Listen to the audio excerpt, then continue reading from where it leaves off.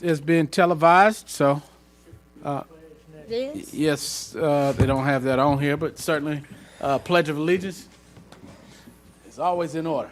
Pledge allegiance to the flag of the United States of America and to the republic for which it stands, one nation, under God, indivisible, with liberty and justice for all. Thank you. All right, council, item 3.0 is the approval of the agenda.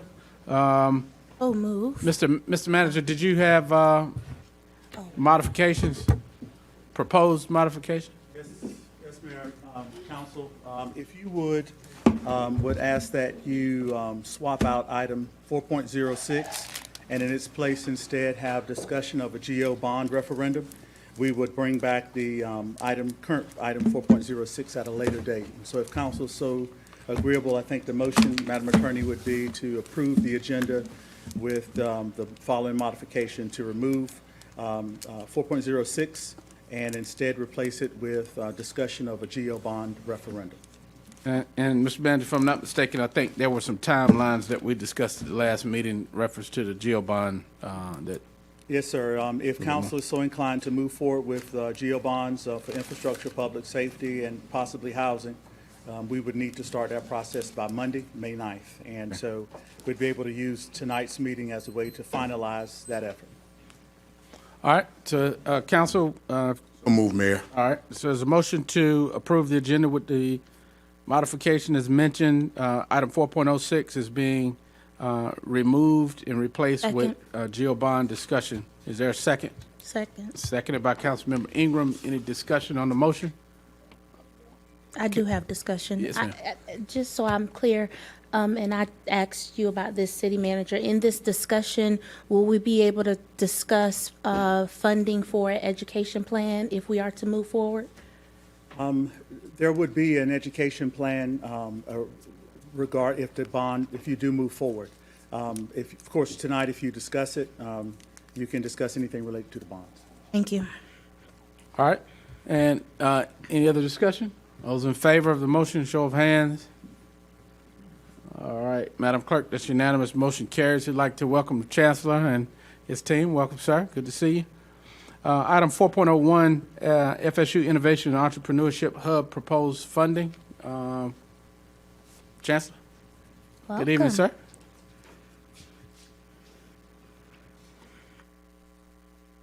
Good evening.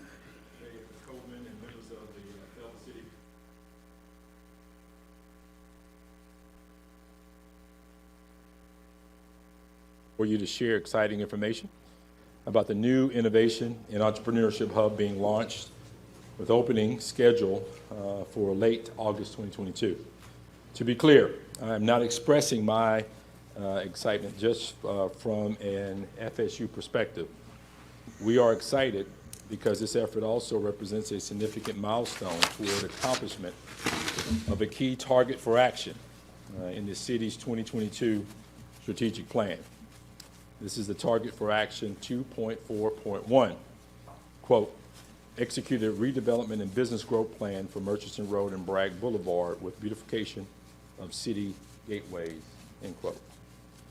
On August 12, 2021, with Mayor Coven and County Commissioner Glenn Adams standing alongside me, I had the privilege of announcing that Fayetteville State University would be transforming the Bronco Square commercial development on Murchison Road, adjacent to our campus, with over 32,000 square feet of highly visible, readily accessible business space located near the nexus of Murchison Road and downtown Fayetteville. We want to make this development a more powerful catalyst for economic growth near one of the city's key gateways. Designed to accommodate up to 20 tenants, we intend to make this a center of revitalized economic activity. As a first step, we purchased the remaining 50% of the development that would make us 100% owners of Bronco Square, and we did it totally debt-free. Second, I announced that we were repurposing the primary Bronco Square anchor, a 6,500-foot standalone building that had been the university's bookstore. The bookstore is being moved, and the space will be transformed to create an innovative, standalone innovation and entrepreneurship hub. This hub is essentially designed to be a contribution to the community. The key goal will be to help empower entrepreneurs and small business throughout the greater Fayetteville region to achieve their full potential for economic success. Now, members of the council, this will not be a typical incubator in which small businesses rent space on a relatively low-term basis, but rather it will be a hub of activity where businesses, entrepreneurs, veterans seeking to start their own businesses, women and minority in business can come to get hands-on assistance to develop and implement strategies to drive growth in jobs and income. Now, the hub will provide convenient one-stop access to a broad range of entrepreneurial support expertise, including access to the assistance of Fayetteville State University's top-ranked business school faculty and students, with an online MBA program ranked by U.S. News and World Report in the top 3 in the state, only behind UNC Chapel Hill and NC State. Resources to help local contractors be prepared to bid on the historic levels of capital investment recently approved by the state legislature for Fayetteville State and for Cumberland County, in which Fayetteville State alone, over $150 million of construction will be had. It should be noted that this contractor outreach has broad interest, and we will be leveraging resources from a grant-supported initiative of the Keenan Institute of Private Enterprise at UNC Chapel Hill to help make it happen. In addition, several business support activities currently located elsewhere on our campus will be moved to the hub for more convenient and more visible access. Activities to be located in the hub will include the regional branch of the state-run State Business, Small Business, and Technology Development Center, SBTDC, which focuses primarily on helping established small businesses grow revenue and profits and jobs. Number 2, the Veterans Business Outreach Center, which assists veterans and their families launch and grow new businesses, funded by a $1.5 million grant from the U.S. Small Business Administration. The Economic Development Administration, University Center, which provides training and support and resource referrals for emerging businesses with a particular focus on reaching those from underrepresented segments, which has been supported with approximately $600,000 in funding from the U.S. Department of Commerce. In addition to the enterprise, the hub will offer small businesses in the area access to technology, workspace, and meeting space. For example, the hub will feature advanced technology computers and equipment to help in market research, business planning, website, web design, product design, 3D printing, comfortable workspaces, conference rooms with video conferencing capabilities, space for training, workshops, and community meetings. Through all of these resources, small business will be able to, 1, create and improve marketing strategies to increase growth. 2, identify opportunities to operate more efficiently and increase cash flow. 3, collaborate with faculty on grants to commercialize new product ideas.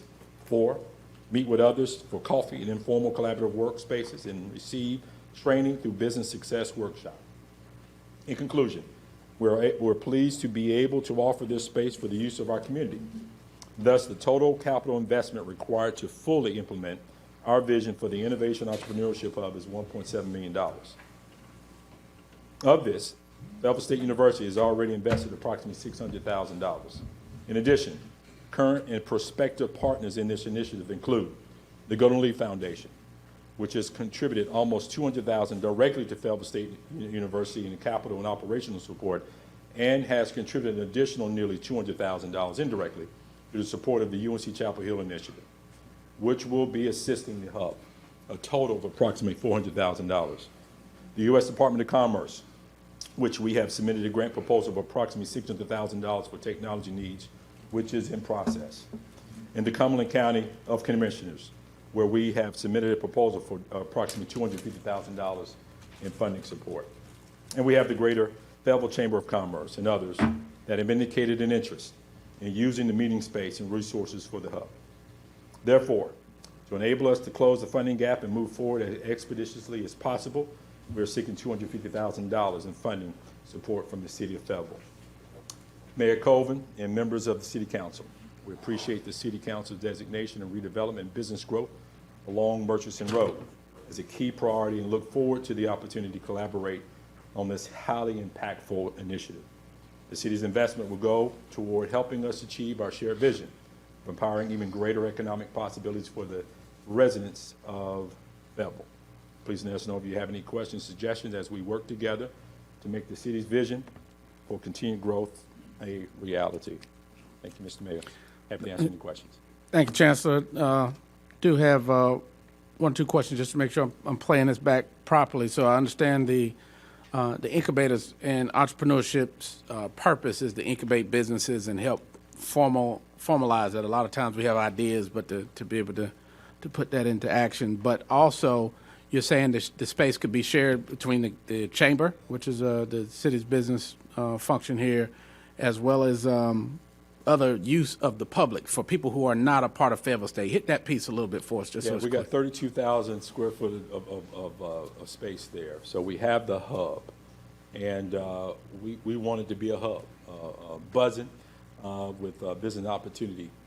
We see ourselves strategically, and you all can educate me on this, to have an entity that is day in and day out focusing in on minority, women, veterans who wants to start businesses, grow their businesses, entrepreneurials, if you will. We need to have an entity that's solely dedicated just for it, just for that. And so that's, in over a year being here, that's something we picked up. And as I shared in my comments here, who better else than our business, College of Business and Economics. Number 3 ranked online MBA in the entire state of North Carolina, the number 1 HBCU online MBA in the nation. Now, there'll be many of those entrepreneurs, business owners that don't have a degree that'll be a little bit intimidated coming on the campus of Fayetteville State University for all those reasons. That's why we want to have it across the street, a place where they can get a little bite to eat, collaborate, get a little coffee here, and again, have an entity that the city, the county, and regional leaders can look to day in and day out, who are solely servicing and sourcing and supporting those individuals and those opportunity, entrepreneurships and small businesses. Okay, thank you. Do have questions from Councilman Ingram here, and then the city manager had a comment. Thank you, Mr. Mayor. Thank you, and welcome, Chancellor Allison, and you and your team. So I don't really have many questions. You actually answered my major question, just to make sure I understood it was a $250,000 ask. I think just for the listening audience, there was an article that came out some months ago about Fayetteville coming in at number 1 for, I can't remember if it was minority businesses, but we came in number 1, was it minority? Black-owned businesses in the nation. And given the scope that our HBCU is preparing to head this up with partners, I personally, I'm all hands in for this. I think to see something like this finally happening for the city, for what you've expressed, from what I read in the CAM, we are finally delivering on behalf of our small businesses, and I think majority of us up here are small business owners. So we can directly understand what the needs are for our community. And so, Mr. Mayor, whenever the motion is needed, I'll be prepared to make that. Thank you so much, Mr. Thank you, Chancellor Councilwoman. Allison. May I add a piece here, Yes. Mayor? What better time than now? Not only here with the investment we have at Fayetteville State University, but in this region, right around $450 million. And again, to have an entity, not doing for profit or anything like that, just doing it because it needs to be done, who's focusing on this day in and day out, we can really truly capitalize on behalf of many of our minority business owners, entrepreneurs, our women, our veterans that are seeking that effort there, and you all can count on a partner who will be doing that day in and day out. Thank you, Chancellor. Councilmember Hare. Thank you, Mayor, and thank you, Chancellor, for coming together tonight concerning your entrepreneurship hub.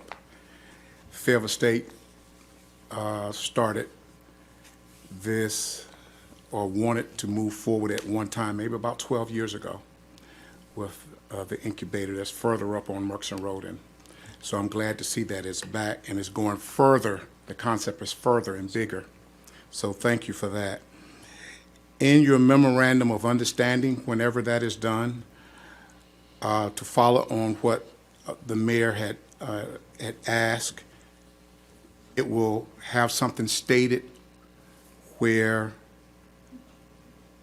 businesses and folk outside of the university will be able to have access and use, which you did state.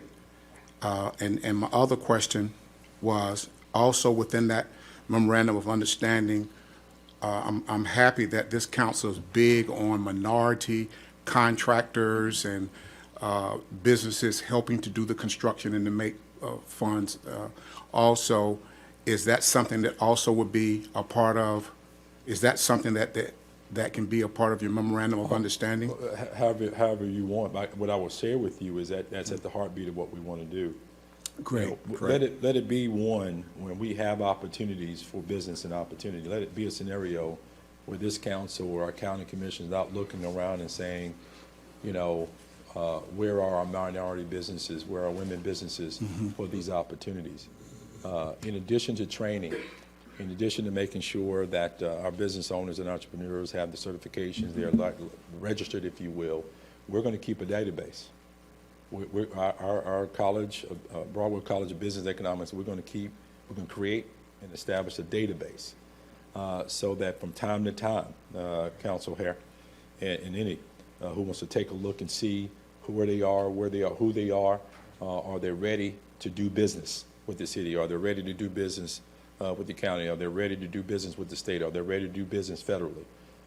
We seize the opportunity we jump at the opportunity because we think there's no better time than the present. With that focus here, making sure that it's not our business zone for Fayetteville State University, it's for the business and community around the community in this region. Thank you, sir. Thank you, Mayor. All right, Councilmember Kinston. Sorry, Mayor Mon should have withdrew. Thank you. Oh, okay. All right, Council, other questions, Councilmember Jones? One. Thank you so much, Mr. Mayor. Just a quick question, if you know it. I saw that you also wanted to maximize the accessibility for the workplace being used by different businesses. Would there be, well, what is, if you know it as of now, a process of which a business could qualify per se to utilize that space if they did have the limited revenue or no revenue? In terms of a meeting space, workspace, conference room? Yes, the workspace that was noted in there. So it would be available free of charge. Oh, yeah, absolutely. So that particular location is 6,500 square foot. So that will be totally open workspace. I think over 50 persons at a time there, and we have some office space as well. And again, some of our professors and experts, both in state and out of state, will be there from time to time with trainings and things of that nature. In addition to that, again, we have 32,000 tenant space, and we are in robust discussion with, let's just say, potential anchors who could further assist in what we're endeavoring to do with the hub, that many of our entrepreneurs and businesses don't have to drive all around Fayetteville. They can get it done there. Almost a one-stop shop is what we seek here. And so, we're so grateful for what we're investing, to be honest with you, but also to have someone like Golden Leaf Fund and UNC Chapel Hill Business School step in here. Now the time is exciting time. And Councilwoman Ungarum, that will be read in the paper. We can read it, but I think it's critically important our community feel it, that we feel like we're number one in minority business, black-owned businesses here. And so we see an opportunity where we can really leverage that. All right, thank you. Thank you, Chancellor. And Mr. Hewitt, before I go to you, I know that workforce and business development was one of the targets for action council had. I know we had looked for partnerships and collaboration always with institutional partners. So you had something to add to this? Yes, sir. Thank you, Mayor, members of council, and Chancellor. We do have money that we had set aside this year for workforce development that we can tap for this if it's council's interest. And it does total, I think the request was $250,000. we can help with that, yes, sir. All right, Council, any other questions? comments? Councilman Wright? Thank you, Mr. Chancellor. Yes, just wanted to make a comment and a slight question. For many years, the black community was challenged with the abilities to feel like they were prepared and ready and understand bonding, also how, they would bid for different contracts and things of that nature. Not even general contractors, but subcontractors as well. How are we focusing on preparing up-and-coming entrepreneur minority businesses? Is that going to be a highlight in your structure of instructions, that they will come out of there understanding how to bid, what that means, and preparation in how they would compete on that level? Can you talk about that? Councilman Wright, not only how to, but here you go. Not only how to, but here you go. Again, right across the street will be over $150 million of construction that are happening. Okay. And then, as I said, here in the region, right at $450 million that's got to get spent, as you all know, within the next few years. I want the council and mayor, I want you to know, this runs very personal to me. My late father had a painting company, and he was great, he was good, and we did residential, we did commercial, and I had no choice but to work there. But as good as he was, and as much as you can make painting a house and a little bit of office room here, it's not lost on me the lost opportunity he had, but for a little bit of education on the process. And so yes, I'm happy as the 12th Chancellor of Fayetteville State University to help be a part to launch something like this. Is very much needed, but it runs very personal to me. Thank you, sir. Thank you. So, Mr. Hewitt, if council's inclined, I guess the consensus when I go to Councilmember Ingram, if that's successful, would be to coordinate with the chancellor and his team on an agreement that I guess you all would bring that back for review and approval. Yes, sir, we can. All right, Councilmember Ingram. Thank you. I'd like to gather consensus to direct staff to allocate $250,000 to help support the Fayetteville State University Innovation and Entrepreneurship Hub, and meet with both the entity to discuss a memorandum of agreement. All right, there's a motion for consensus by Councilmember Ingram, seconded by Councilmember Wright, to instruct staff to move forward, work with Fayetteville State for the $250,000 partnership as described. Any discussion? All right, council, those in favor? All right, Madam Clerk, that's unanimous. Congratulations, sir. We look forward to working with you and FSU and continue to build a successful business ecosystem here in the city. Mayor and City Council, we'll make good on this investment. Promise you that. Thank you. you. All right, council. Item 4.02, African American Museum proposal. Good evening, Mayor and Council. Good evening. I am happy to have the privilege of introducing some folks to you here. The background on this concept, and that's what it is today. It's a concept that has started to gain some traction, but I want to be clear that that's where this conversation is in the earliest stages. But it goes back to talking with a property owner about their property here in downtown Fayetteville, and that property owner is represented by Bill Cassell. It started with the business concept on the site, but also focused on that there was a recognition of an opportunity to tell the history of this community that is often overlooked and underrepresented. And as national events and conversations started to grow, this moved into an opportunity to broaden discussion around economic justice and equity.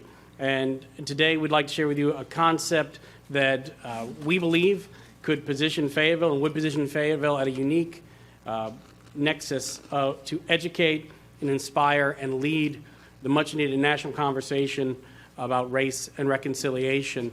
And again, this has been just the earliest planting of seedlings on a concept, but I think as you saw, we shared this with the county commissioners and they quickly took action on it. But if I could, I'd like to introduce Dr. Dov Evans, who would like to tell you a little bit more about the potential project.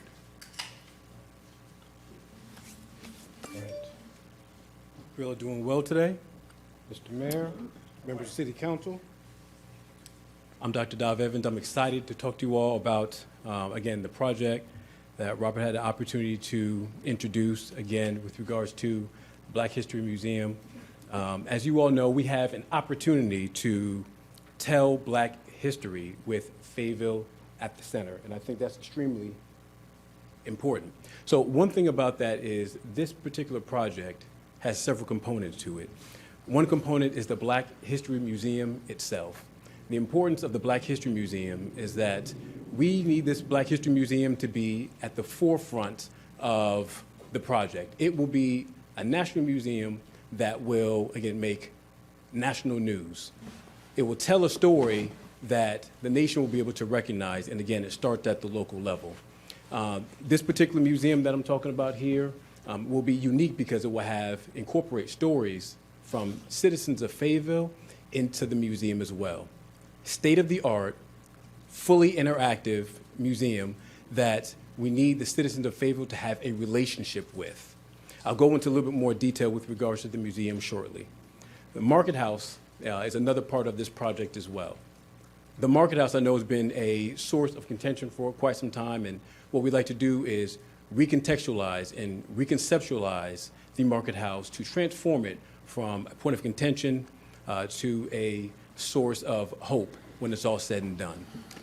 Historic downtown would also be revitalized as well. There'll be thematic structures that would be sprinkled in that kind of tie in the museum to the Market House, thereby making it a real creative space that would allow folks to kind of hang around in proximity to both of these structures, making the whole thing a lot more special. And all three of these items would play well with the existing memorial as well as the corridor projects. To go into a little bit more detail with regards to the museum, there'll be several components. There'll be a history component that tells the history, Black American history, again with Fayetteville at the center, all the way from Charles Chestnut to J. Cole. There'll be a voice component, again, that allows us to collect the stories from the Black citizens of Fayetteville and incorporate that into the museum.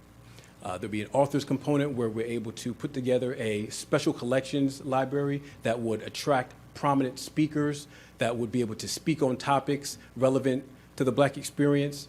A theater component where we can tell the Black experience and a Black story from a theatrical perspective, as well as a music and spoken word component as well. So one thing to know with this, with everything that we're doing with the Fine Arts Consortium, is that there would be year-round programming that would be attractive to adults and kids alike. And again, this would create an ongoing relationship with the citizens of Fayetteville.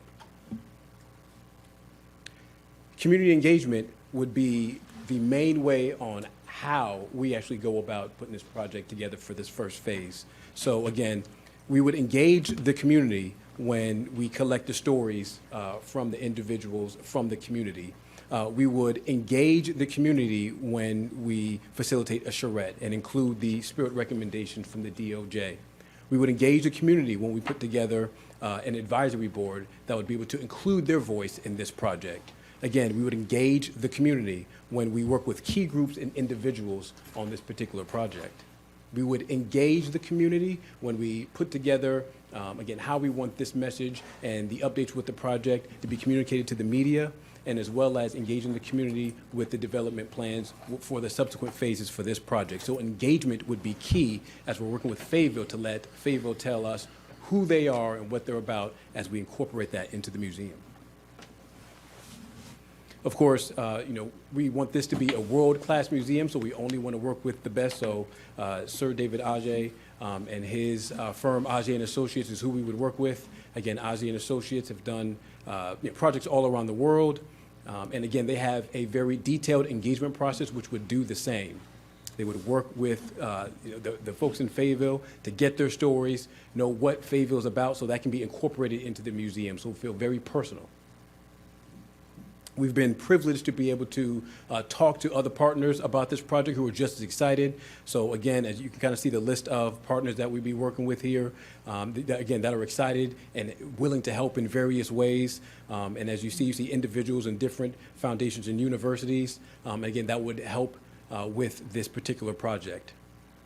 The process of engaging the people, like I said before, is extremely important. Creating a very detailed plan on not only this particular phase, but how we would move forward with subsequent phases. Collecting the compelling stories, which would be key to making this project personal, specific to Fayetteville. Becoming a national leader, telling a story that has national relevance, but starting with this community first. And then, of course, at the end of this phase, we want to produce conceptual designs so we can have an idea of what this would essentially would look like. Here's the budget here that, that we would be asking for here. It also has it itemized onto how those funds would be allocated for the first phase of the project.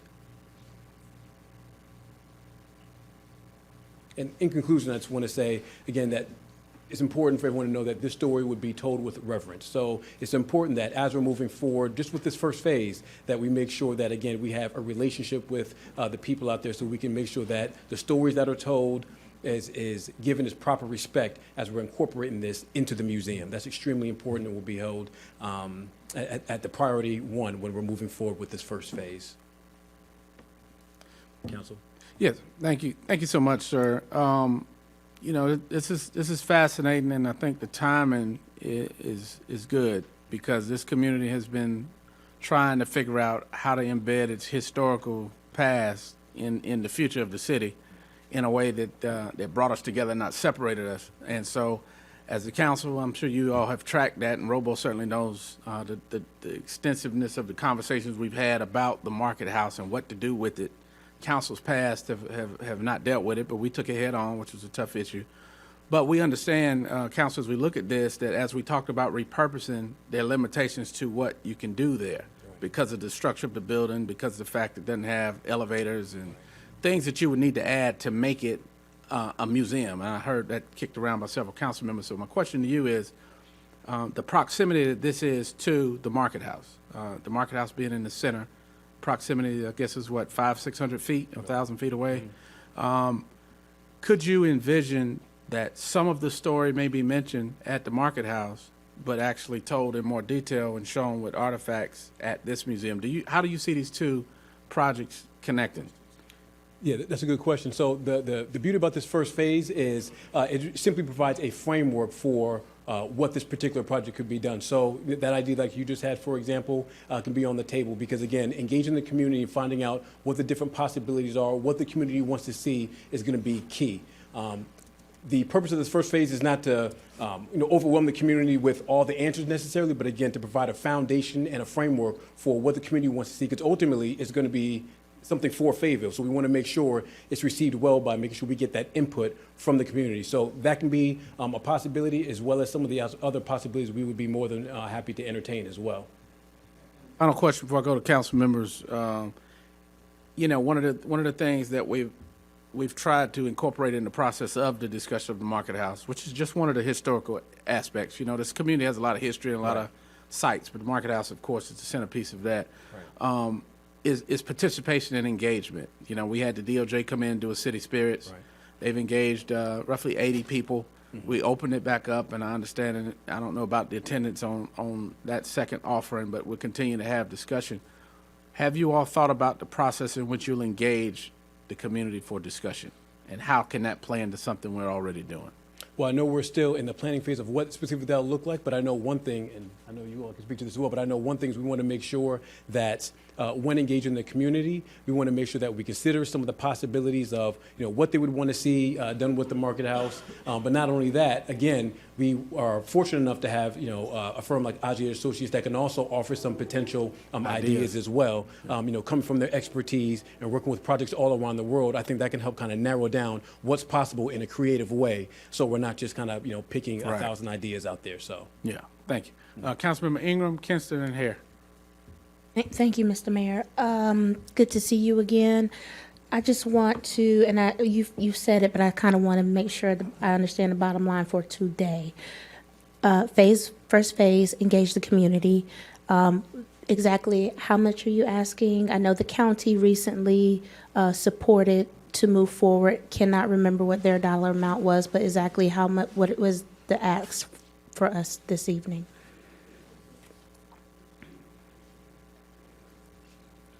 The proposed first phase of the project is, and you want to back us up one here? Yeah, is $895,000. The county approved $450,000 towards this. Again, we are, sharing this with council. If you were to decide to provide the remaining, we'd be able to go ahead and launch this in earnest. If you decide not to, it's a different conversation, but ultimately that's the remaining amount to move forward is $450,000 subtracted from, so it was at 400 and So roughly another 450. yeah. Yes. Yes, thank you. And then I think my final point, and I think the mayor touched on it a little bit, and I'll say this again, I think we are at a time and a place where it could have come earlier, but we are in a time and a place where I think the community is starting to see things be made tangible. I do know that this is a process, right? It's a very long process to build something like this, but to be in a position where something is being presented where African Americans can tell their story, tell their Black experience in this city is groundbreaking. When we were heavily discussing before I was on council about the Civil War History Reconstruction Center, to some African Americans, majority, that was heartache, because you're asking to tell stories that you don't relate to, and so on. And so to be able to offer another avenue, a very just avenue to where Black people can control their own narrative, I think, cue the music. I think we are in alignment. So, Mr. Mayor, whenever the motion is ready, I'll be prepared to make the motion. Thank you. I'll come back to you. Councilman, and before I go to Councilmember Kent, I just want to reframe that a little bit. I don't think that, the biggest issue that a lot of people had with the Market House, even with the History Center, and with this, is that it tells the truth. Right. And sometimes that's going to be things that are good, bad, and ugly. But, that was important, that it wasn't whitewashed and you only told the good stuff or the things that favor one side or another, that if you're looking in the past, you tell the truth about everything. And so I'm hoping that as you get into this, because there's some ugly things in the D.C. Museum about Black history that a lot of people don't want to look at, but it's interesting because it happened. Right.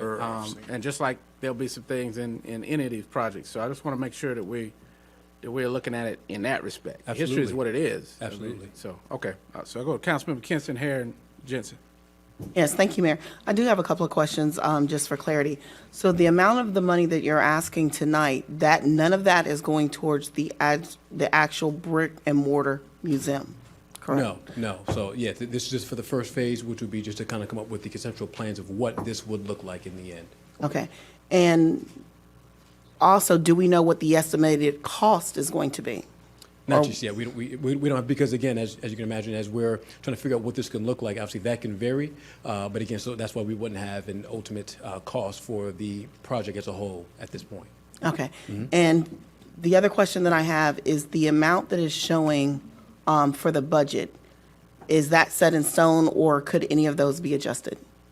To my knowledge, that's set in stone. My name's Bill Cassell. I'm the project coordinator.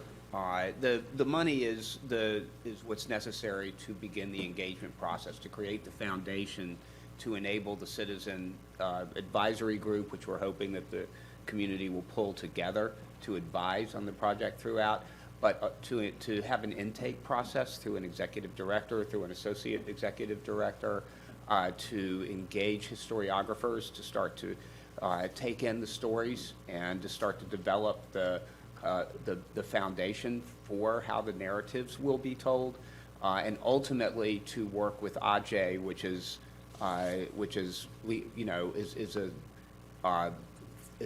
a journey unto itself, because Ajay is one of the leading architects in the world, and managing his processes is an essential component of this, and is going to take a lot of effort and energy. So this is all about the organizational development to get to the story and to get to the concept in order to build a world-class museum and to make an example of how a community will reconcile its history with race. Okay, thank you. And then, Mayor, my final question is, are we going to engage the citizens to be able to have any way in on this one prior to, or? Well, that was why I asked the question. I think they're going to spearhead and run the project, but I think citizen engagement was with the community charrettes and other things. Right, You had and the advisory board, correct, Yeah. correct, absolutely. And again, and Ajay Associates also has their own process of engaging the community as well. So that's, again, we made that very clear that to everyone on board that that is something that is at the forefront of the project, so. Okay, thank you, Mayor. Yes, ma'am.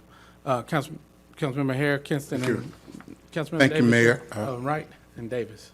Thank you, Mayor, and Button, yes. Dr. Evans, right? Yes, Doc, good to see you again. likewise. Somewhat want to follow up on a couple of items that have already been stated. For example, I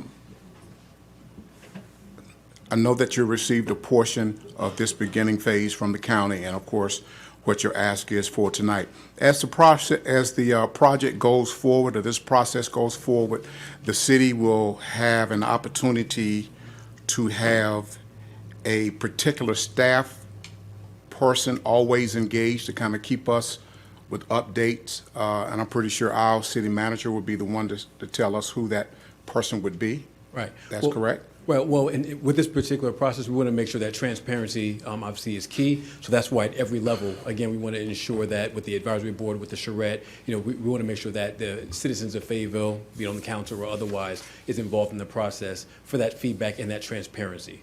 Okay, okay. Now, I'm very much familiar with charrettes, and that question has come up a couple of times about the engagement of our citizens.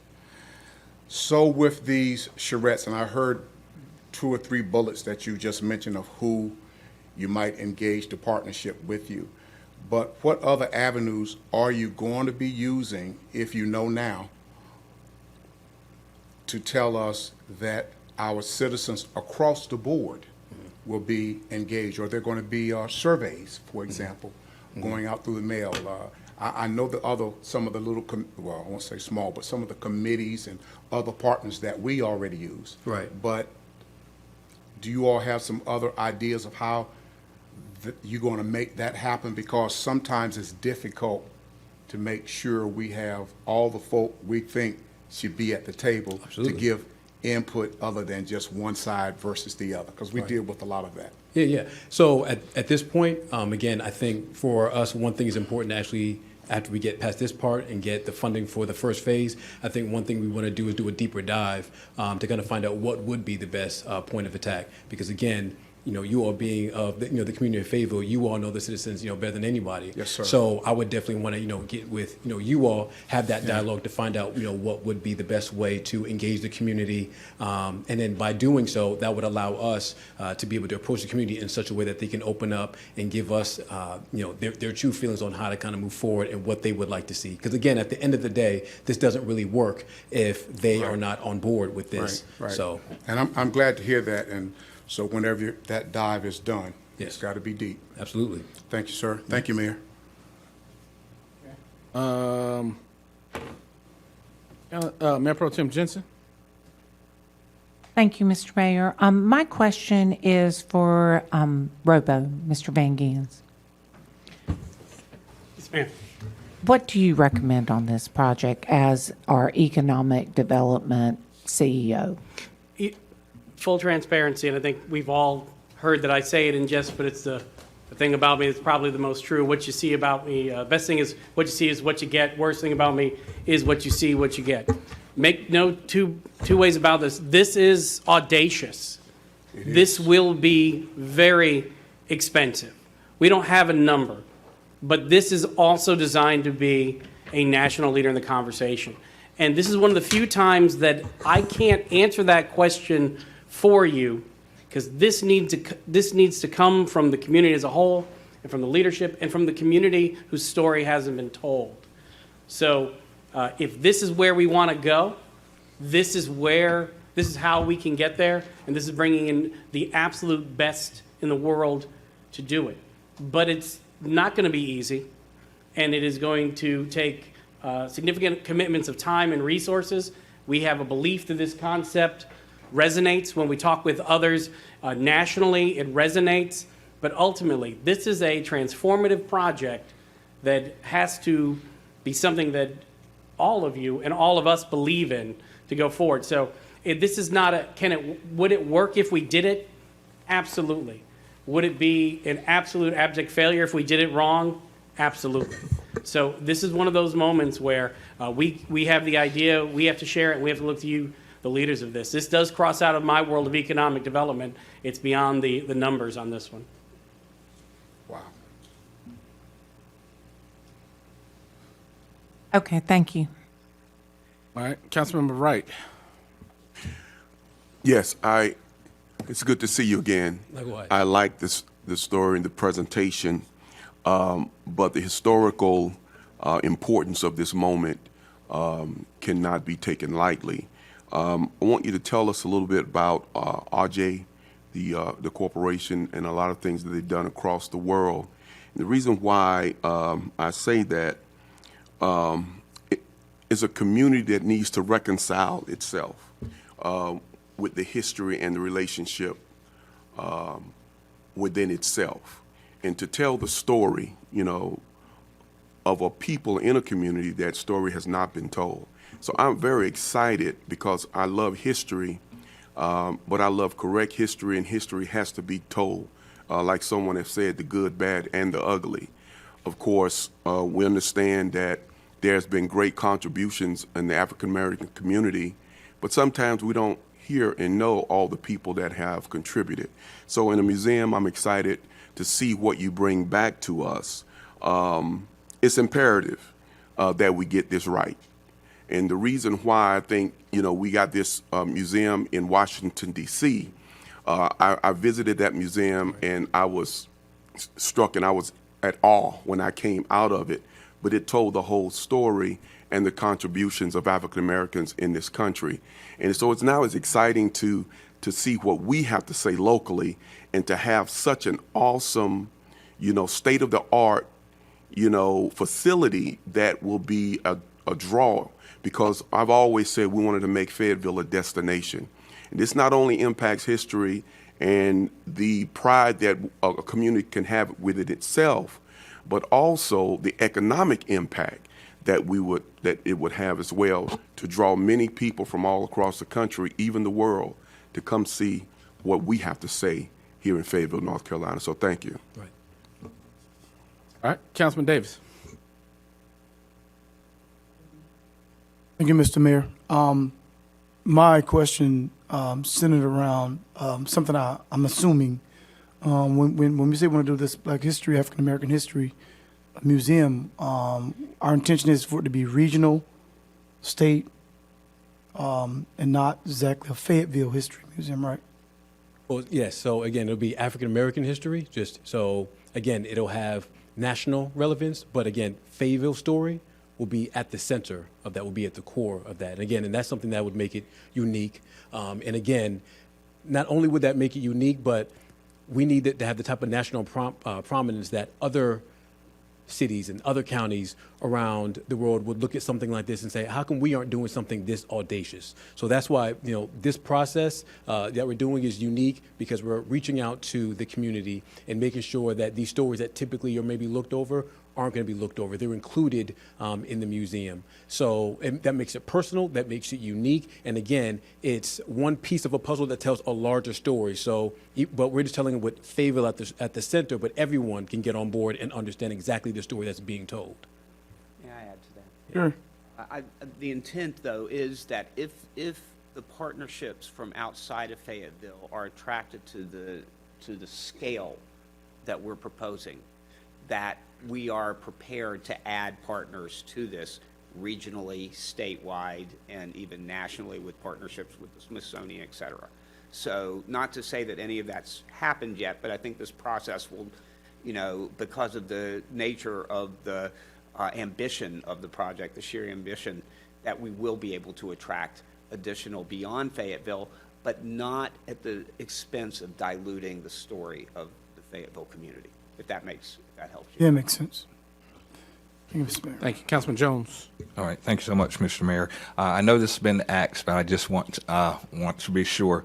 Again, with the various aspects that's going to be covered and the tie-ins that you all shared with us as far as what you plan on doing, there will definitely be a robust community engagement process.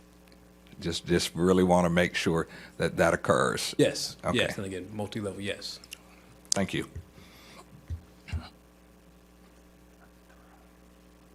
All right, thank you. Councilmember Kinston, you had a second round question? Yes, sir. Thank you. I had actually 3 questions. I'm going to try to combine them. Okay. So based on the agreement of the work that's going to be done, what is the time frame or the number of years that we're looking at as far as the deliverables back to the city? Was this the first phase or the entire project? The time frame for the first. Right, what's the time we're looking for? Just the first phase? The initial grant is scheduled for approximately 18 months. But that's to be determined through the MOU, and we think that there's also issues of staging when AJ would come in. We think that there needs to be an intensive and thorough engagement across the community before AJ comes in, and we start to get them to feed off of the stories in order to get to what their design is ultimately going to be. So it's 18 months. We are within the budget. There is the associate executive director. We're going to be looking immediately, if we are granted the award, for an executive director as well, to work with citizen-driven boards, and then to begin that process of thoroughly engaging every corner of the community. Okay, thank you. Does that answer your question? Which is, I don't have a definitive time. We don't have a definitive time frame, but we think it will reveal itself very quickly. Okay. And Mayor, my next question is actually for Attorney McDonald.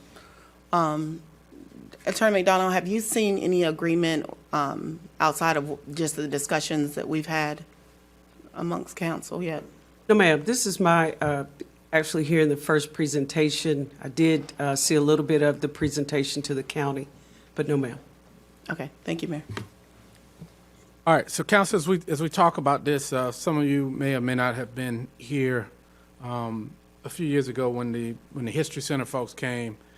Initially, there was a seed ask for land, I think $100,000 at that time, maybe 2015, for seed for planning purposes. And then the state also granted them $5 million, gave 2.5 over 2 budget cycles for planning. So planning is a phase that's expensive to engage architects, engineers, site prep, different things.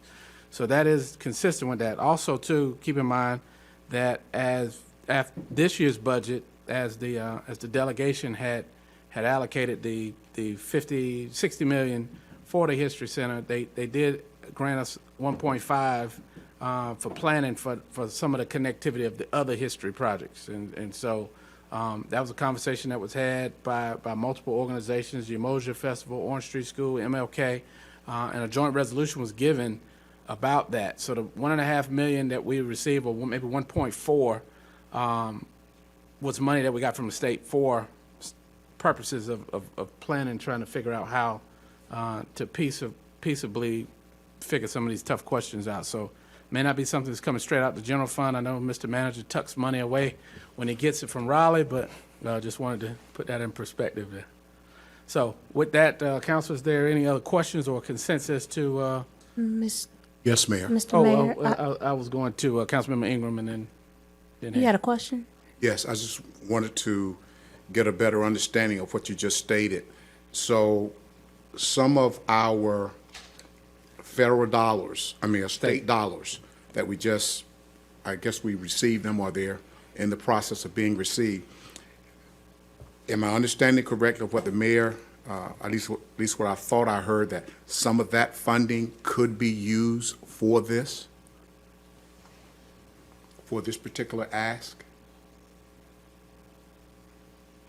I do not know that. I think the mayor's angle was the delegation did provide money for us to work on historic sites. Right, they did. And one of those was the Market House. And I think what the mayor was sharing, which was similar to my own thoughts, on the Market House, we do know we have serious design limitations, middle of a traffic circle, all of those things.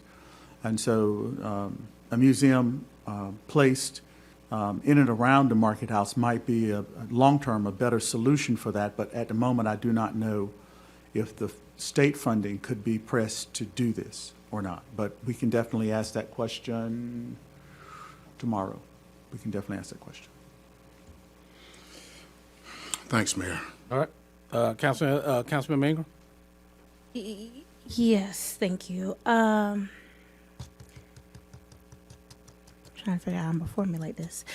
Mr. Mayor, I like to gather consensus to allocate $450,000 to move forward with phase 1 of community engagement for the Black Voices History Center / museum. Thank you. There's a motion for consensus by Councilmember Ingram, seconded by Councilmember Dawkins. Any discussion? All right. Those in favor, show of hands. Okay. Those opposed? All right. So, Madam Clerk, that motion carries.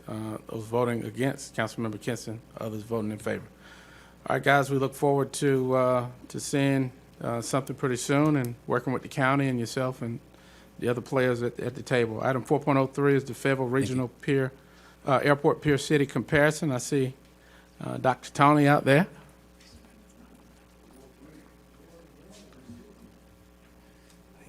Award-winning Dr. Coleman. All right. Good evening, sir. Good evening, Mayor and City Council.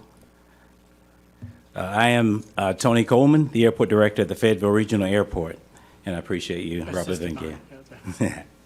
On March the 7th, 2022, we provided an update to City Council. At the time, I was also with Robert Van Giens, who's so helpful right now. The presentation included Pier City comparisons with Killeen, Fort Hood, Texas, and Albert J. Ellis airports in Jacksonville. The mayor at the time requested additional Pier City comparisons against Fayetteville's key performance indicators.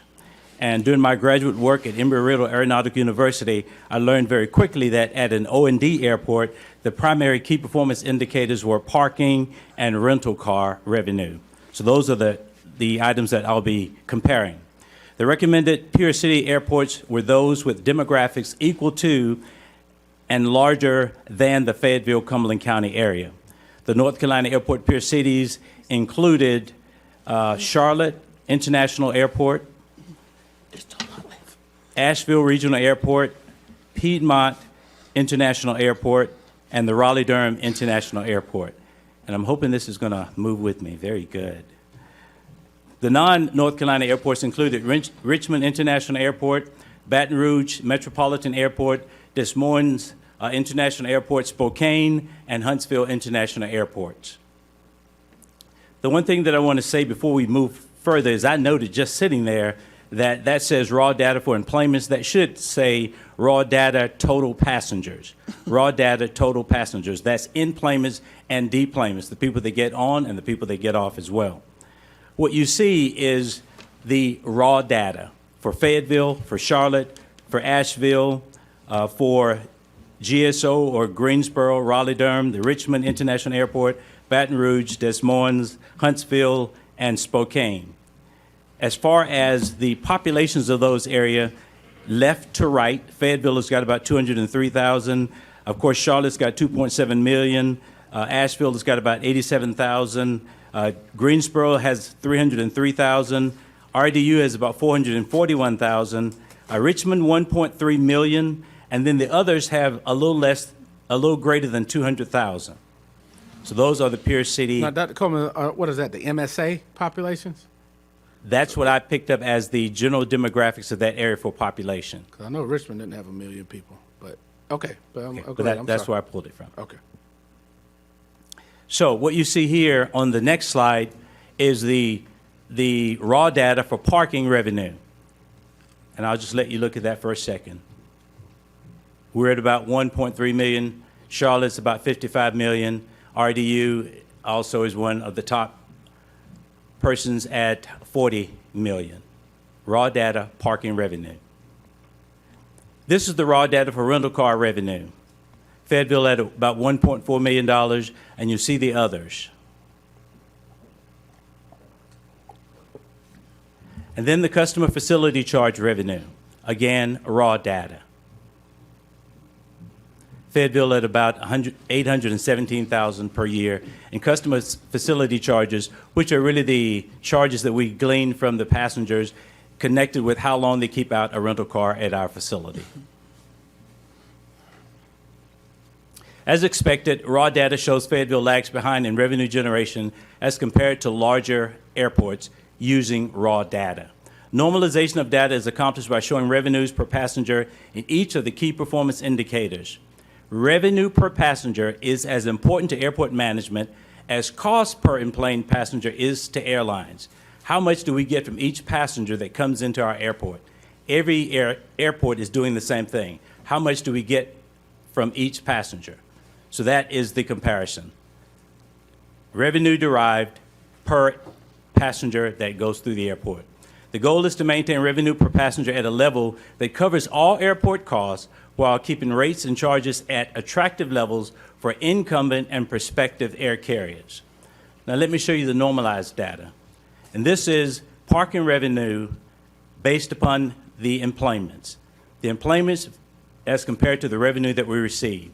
You'll see that Fayetteville now receives $3.53 per passenger as for parking as compared to what Charlotte receives from their passengers. Granted, they have other revenue streams, particularly concessions, that they can derive dollars from. But for one of our key performance indicators, we're at 353. The others are a little bit higher than us when you compare their employments versus the revenue derived from those passengers.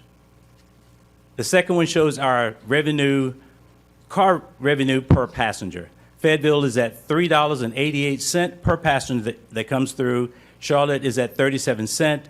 Huntsville, Alabama is at $3.70. You can see the others across the board.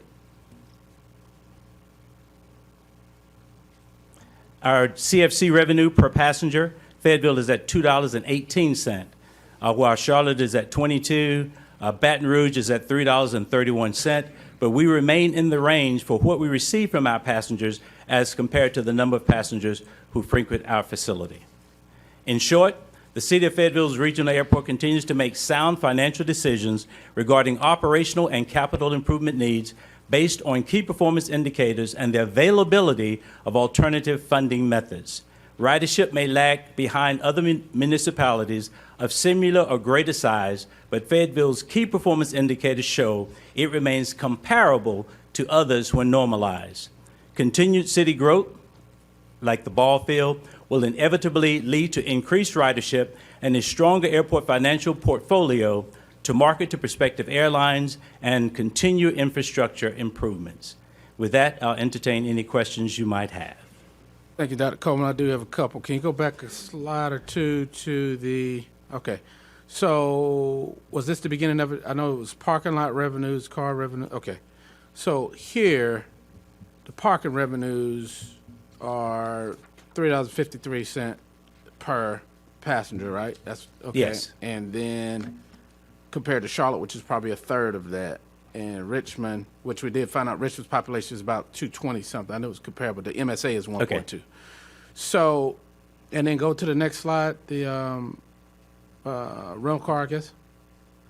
Okay, so Fayetteville's at 388, highest on the chart, and everyone else is below, and Charlotte's 37 cents, which is amazing how they do that.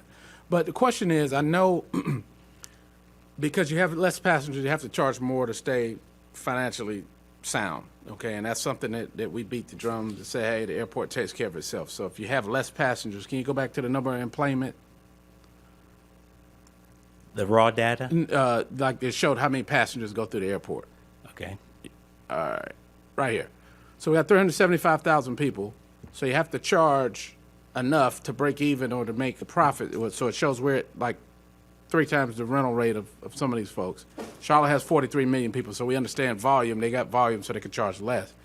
My question is, as you look to a place like Richmond, that's the capital, so really not really understand what that means, that there are a lot of transactions that come in and out of the capital.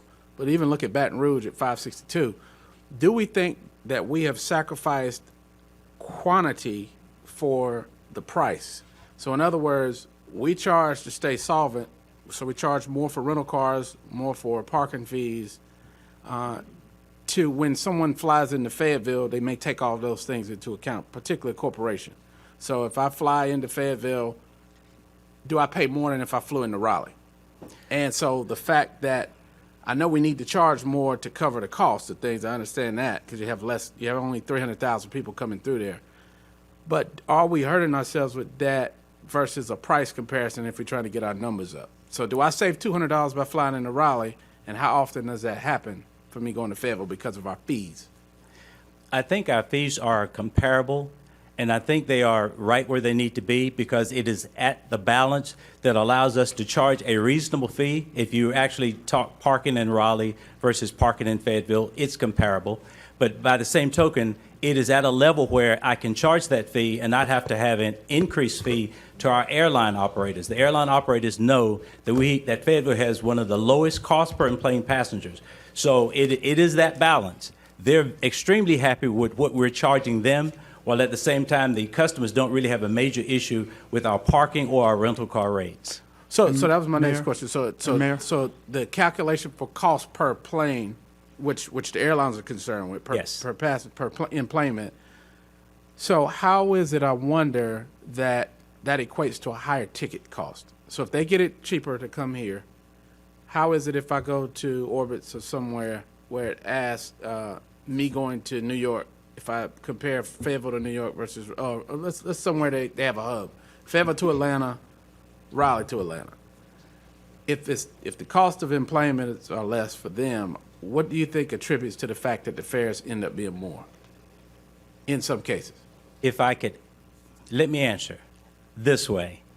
The airlines do their market studies like everybody else, and they have a clear knowledge of what passengers in a particular area are willing to pay.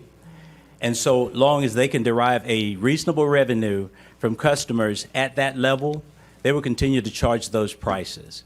It is the airline's decision, not something that I can control, that really determines how much they charge for those tickets. I can tell you when we go and talk to the folks at Jumpstart or the Routes Conference, which is where you sit down and you talk to airlines about coming to Fayetteville, they really like the fact, particularly the low-cost carriers, that we have a high rate that we're charging our customers or our passengers. Not that we're charging, but that the airlines are charging. Because if you want an Allegiant Air, if you want a Spirit Air, you want someone of that nature to come into Fayetteville, they look at that and say, that's the perfect place for us to go. Because when we bring a lower cost, those people will immediately migrate to us. It is the economics of the airline industry. So you lost me on that one. So if you have a market where they're able to get a premium compared to a Raleigh, is what you're saying, wouldn't a discount carrier do better here? So why They would. That's exactly what I was saying. Okay, so why are we having trouble recruiting one? You say we're having trouble. I just think they just hadn't shown up yet. I think they just hadn't shown up yet. I've been on council 10 years. I remember having Allegiant, but I don't remember anybody since they left. So I would venture to say that look for something coming our way, I think within the next at least 2 years. The positive feedback that we've received in going to the conferences said that that's a high probability. And I think if you look at what's happening in the Raleigh area, if you look at what's happening in some of the larger metropolitan area, at some point you start to get congestion. And the airlines, Allegiant was one of the first ones to say, we really want to start going to markets where they don't have that competition. So they'd say, let's open up a location in Concord, because we don't want to be at Charlotte International competing with everybody else. And some of the new low-cost carriers that are coming on board are going to be doing the same thing. They want to be just far enough away from a hub airport to make it work. Okay, and the final question I have before I go to council members is, we did a study, we hired a consultant, probably maybe a year or so ago, that gave some recommendations as to how to attract more airlines and flights. Where are we with executing the recommendations from that study? Okay, I think with that, I probably should call up Mr. Robert Van Giens. Okay. Tony, I actually believe the mayor's talking about your work with Doug Banez, which is actually the consultant that you are attending the route conference with. It's weighing in with the airlines. They are attending those. We've had the opportunity to engage along that process. You provided incentives to bring those airlines here. And actually, I think that we're working to even further enhance that data package and talking with Rebecca and other partners regarding, you've seen some work with cell phone data and travel plans and showing where the folks that come through the airport are. So I think it's a matter of us putting together that right combination of now the economy is back to growing and the industry is post-COVID, attendance and participation at those conferences, engaging that audience, the incentives you've approved to bring those airlines there, and better data from here, I think should lead results. But you are still working with Doug and his team, are you not? We are. In fact, we'll be going to a Jumpstart conference next month in June. So just to make sure I'm clear, there was a lot of information there, Robo. So the execution of that study is implemented or looks to be implemented 3 months, 6 months, 9 months? The recruitment component for the airline flights, that is in process through that there. We gave you a presentation a few months back on the other components of the economic development side, which include things like away from the recruitment of routes, the increasing of water and sewer capacity, development sites, adding additional property that can be developed for business. So it's kind of a mutually aligned progress, but here for us it's been more on the business and the marketing side for those operators that are not commercial flights, and Tony with the consulting support of Doug Banez and his company again is, what is it again? His Point. have been working on the route recruitment component. Okay, thank you. Ms. Jackson, can you share that study when you have an opportunity that we receive? All right, so Councilman Hare, Kinston, and Davis. Thank you, Mayor, and first, also thank you, Mayor, for opening up that we can ask 6 questions. I was making a note. I was marking it down here. So, thank you, and congratulations, Tony. Thanks, sir. Once again, okay, can't speak 6 times. Okay, all right. In your summary, it states in the 3rd bullet about the airport grows, as the city grows, the airport grows. Somewhat, Yes, kind of paraphrasing that. And during one of your last, maybe your last presentation, we talked about the possibility of maybe some additional land was coming open for, because I was talking about extending the runway. That was part of the conversation, but you feel where I'm going now. I've got time now to ask it slowly. So what my question is, as far as building the revenue for the airport, I've always had the discussion over the years that if our airport length was longer, okay, that would open the door for additional companies.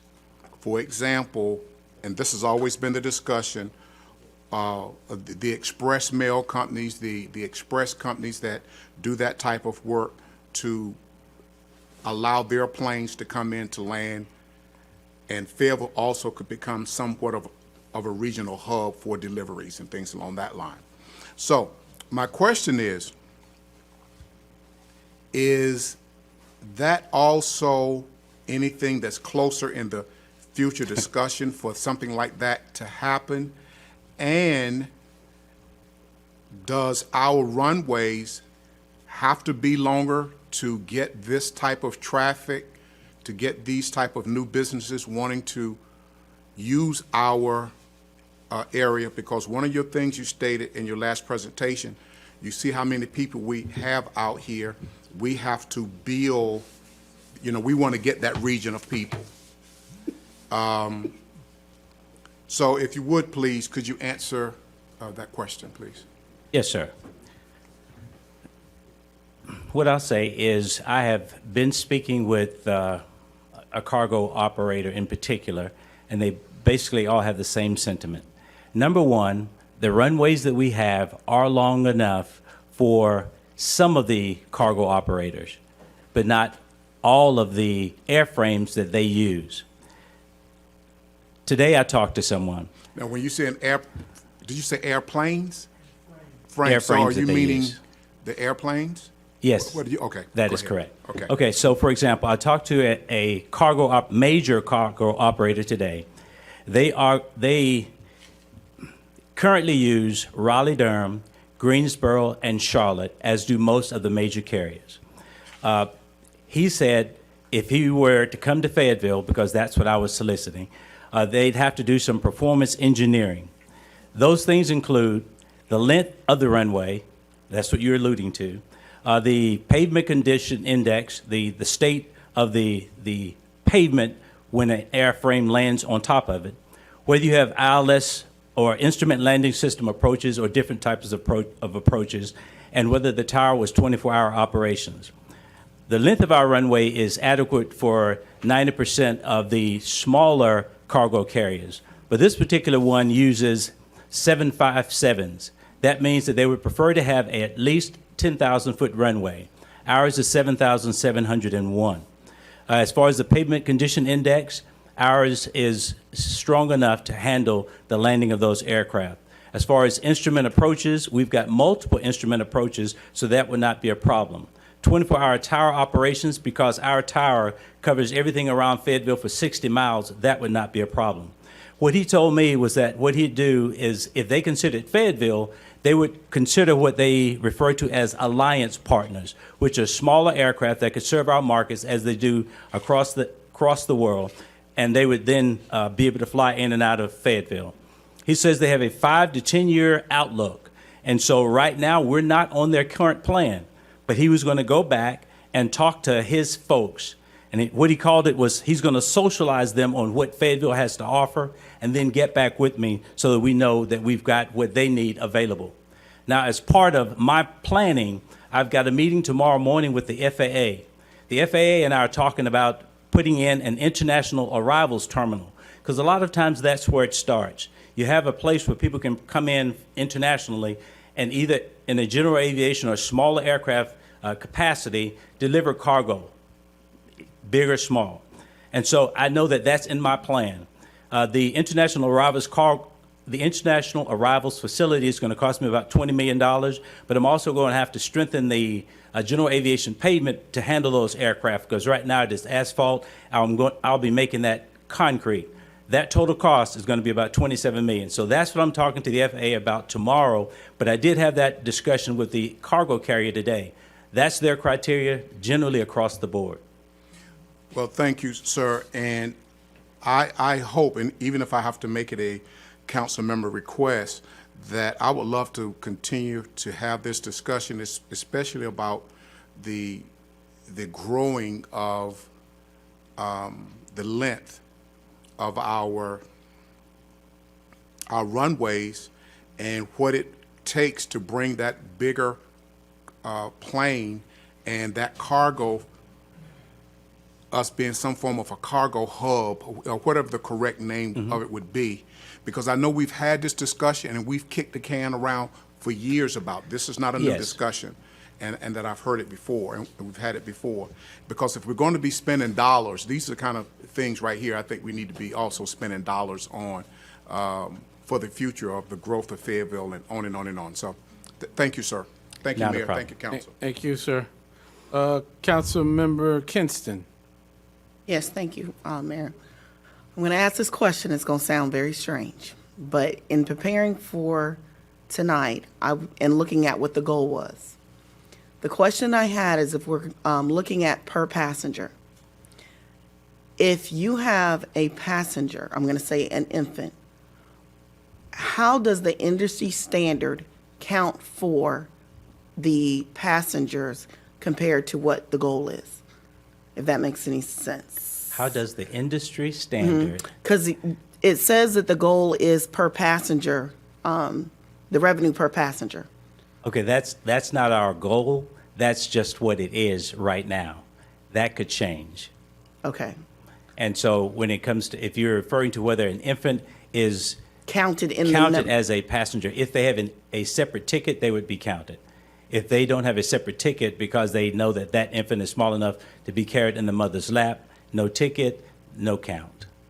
So that's not formulated into any of the numbers as an estimate? Not Or if would- it's an infant. The FAA gives us dollars, entitlement dollars based upon the number of employments that we have. And so if it's an infant that's not counted or a non-revenue passenger, someone that's just getting on the plane because they work for an airline, it's free, they don't count those as the employments that we count towards this particular analysis. Okay, thank you. That answers my question. Thank you, You're Mayor. welcome, ma'am. All right, Councilman Davis. Thank you, Mr. Mayor. Congratulations. Thank you, sir. And thank you for all the work you guys continue to do at the airport. Very important work for our region. But with that being said, I have to be just honest. I personally don't feel that this path will produce what we know this region needs. Like what we're looking at is a report that tells us that over time, more people are going to ride a plane because our population is going to grow. And I believe that we're at a critical point in our history as a city where we have something as an asset that is a regional powerhouse opportunity. It is a real one.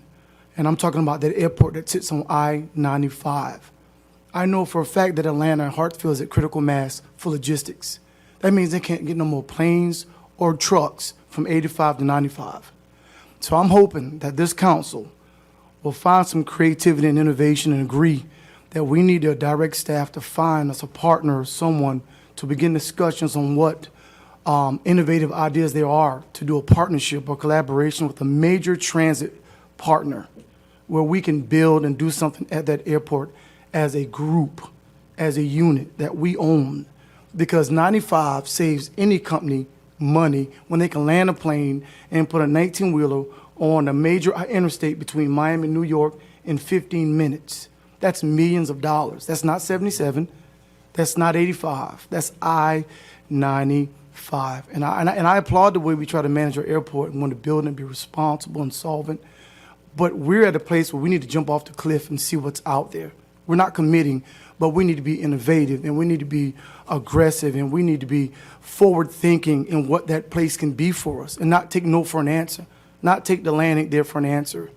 It's something that we can do that's big and amazing. And I want you to know you have our support in that. You're not handcuffed. And I can look at the rest of the council members and I believe they'll agree. Let's be innovative. Let's be creative. Let's be dynamic. And let's see what we can do with this asset we have that really allows us to build a financial footprint, maybe billions of dollars over 20 years that can bring in great jobs, maybe a DHL, a UPS. Let's see what they might partner with us to make happen. Because we'll never come up with $40, $50 million to do runway adjustments. I mean, that's like, it just won't ever happen. You need a partner sometime. And let's have those discussions. And I hope that council pass a consensus to direct staff to do so today so that we don't kick this can down the highway any further. So I'm asking for consensus. Yeah, so I'm gonna circle back to you on that, Councilman Davis, and I did hear the second. I do have another question real quick before we do that, just to make sure I'm clear. You're talking about public-private partnerships in some airports where you have cargo carriers or others that come in and help do some of those facility investments. Yes, sir. We understand the infrastructure challenges. We understand all the things that we hear every report. But I believe we need to see what the possibilities are with the public-private partnership. And we'll let the staff do all their diligence. We'll let Mr. Robo do what he does well. He's amazing. And we'll, find out. We as elected officials, it's our job to see what's out there also. We are the face and hands of the community to see what's out there so that we can possibly find a real partner who wants to dream with us, to leverage this position, this location, Fort Bragg being here, even the military. What impact does that have on Fort Bragg extending the runway and giving the military their own private compound or their own private hangar where they can land in special dignitaries that come in from D.C. or wherever? Like, I believe we have a chance to dream here. So yes, sir, Mr. Mayor. Gotcha. All right, Councilman Dawkins. Thank you, Mr. Mayor.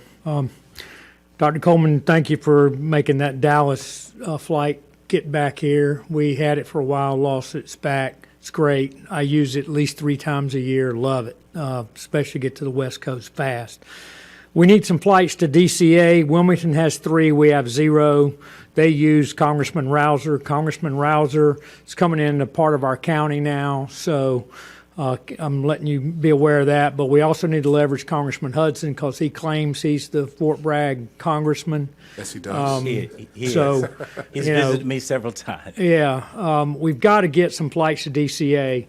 Love to have either flights to LGA or Newark. Love LaGuardia or Newark or something. Another one that American loves is Teterboro.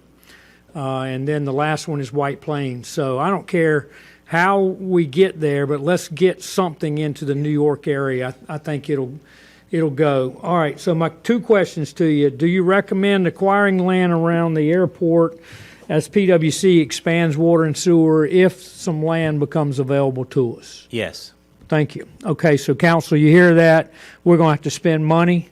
We're spending money right and left that's not budgeted, so I guess we'll get some nice budget amendments, budget ordinance amendments, Mr. CFO. Last question. Do you want us to push our senators? Now, I say this, Senator Tillis got Pope's runway. Pope's runway is getting extended, and it's only because Tom Tillis did some bargaining, used some bargaining, some negotiations, gave up some stuff to somebody, some other senator. They agreed to put it into the NDA, the National Defense Authorization. So Pope's runway is going to be extended.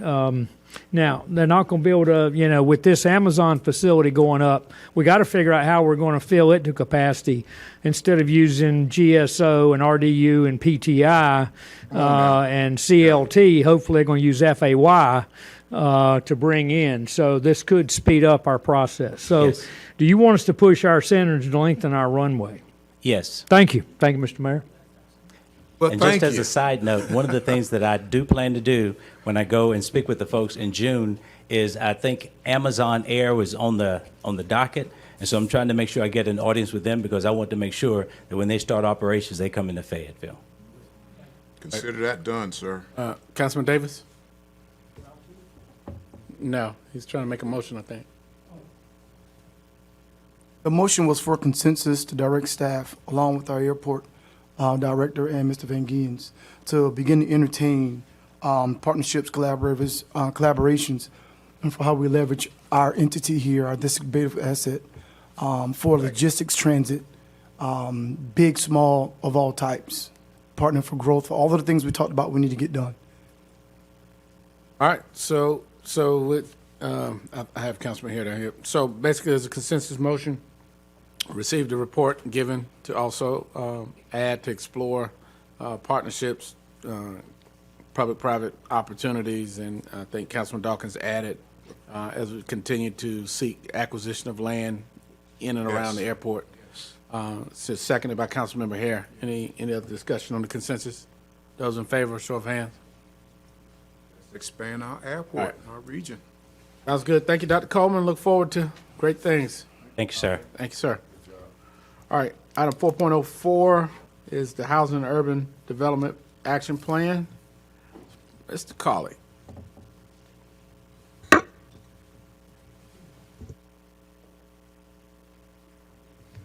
Evening, Mayor, City Council, Chris Colley, Economic and Community Development Director. So I know y'all have been through quite a bit already. I've got a long presentation. I'm going to try and get through it. Let's see.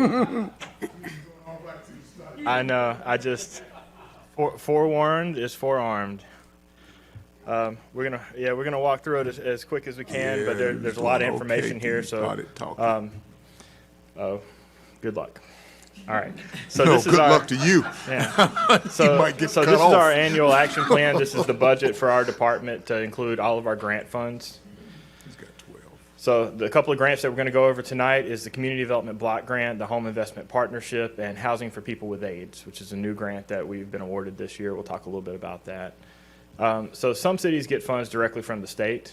They're called sub-grantees. Other cities get funds directly from HUD. They're called entitlements. Fayetteville is an entitlement city due to our population. Each one of these grants has its own goals with the program. CDBG has 3: benefit low and moderate income persons, reduce slum and blight, and an urgent need, which is very rarely used. That's pretty much the hurricane is here, the city's on fire kind of thing. So the HUD is very reluctant to actually activate the urgent need. Home is real simple. It's about creating more affordable housing. And then HOPWA, which is the Housing for People with AIDS, is to address housing needs of persons living with HIV and AIDS and their families. So how much money are we talking about? So this is kind of a historical view of how much money we've got. The first line, the blue line, is our Community Development Block Grant funds. We get about $1.6 million a year in entitlement funding.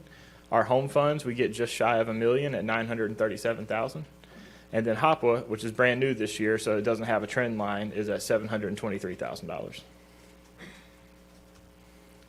So just to remind you all of the process you see each year, we put out a request for proposals in January and February. Our staff prepares a draft plan. We put that out for public comment through the month of March for 30 days. Then we go to our Citizen Advisory Board that you all appoint, the Fayetteville Redevelopment Commission. They review, ask for corrections or changes to the plan, and then ultimately affirm that plan. And then we bring it to the council work session, which we're here to do tonight. At your next regular meeting, we'll have any tweaks that are directed by council tonight in order to ask council to adopt that plan so that we can submit it to HUD. And ultimately, we'll bring back a budget ordinance and start funding those projects in July and August. So we've got a couple of resources on the board, and we'll go through this just a little bit. But first up is our entitlement. That's that money that we get for being a large city. Next up is program income. So some of our activities, some small business assistance that we do, some housing development loans that we give out result in repayment of grant money over time. And so then we're able to reinvest that grant money back into the programs. Excuse me, Mr. Colley, I just, really quick, because this is going to help me understand why you're going through this. This is money that we already get kind of on an annual basis, not attached to any type of American Rescue Plan, none of that, correct? That's correct. This is Okay. our annual entitlement allocation. Thank you. So on top of the entitlement and the program income, there is a required 25% match for home funds. That comes out of our city's general fund on an annual basis. It has been waived for several years, but it will not be waived next year.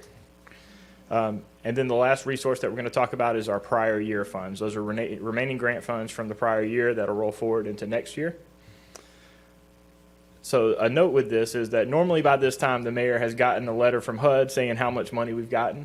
They have not sent that letter yet. So the best we could do was base our budget on last year's award amount. We're hoping to get that letter any day now. If we do not get it, hopefully we'll get it by the time we come back later in May. If we don't have it by then, hopefully we'll have it by the time we come and appropriate funds in June. We're not quite sure what the hangup is, but HUD is aware of it, and they've told us just to hold on, and they're going to get it to us hopefully in time for us to incorporate those new numbers in our budget. So that means that after tonight, when you see this again, you may see slightly different numbers as we incorporate those amounts. But as you looked at our historic, it's not dramatic amounts changing year over year, so we would just be slightly tweaking the plan tonight. So we'll start with our CDBG recommendations. So this is our broadest and the category that we can spend the most different types of funds in. And so first up is our economic development strategy, where we have a lot of our small business assistance programs. You'll notice we've reduced that by about a third.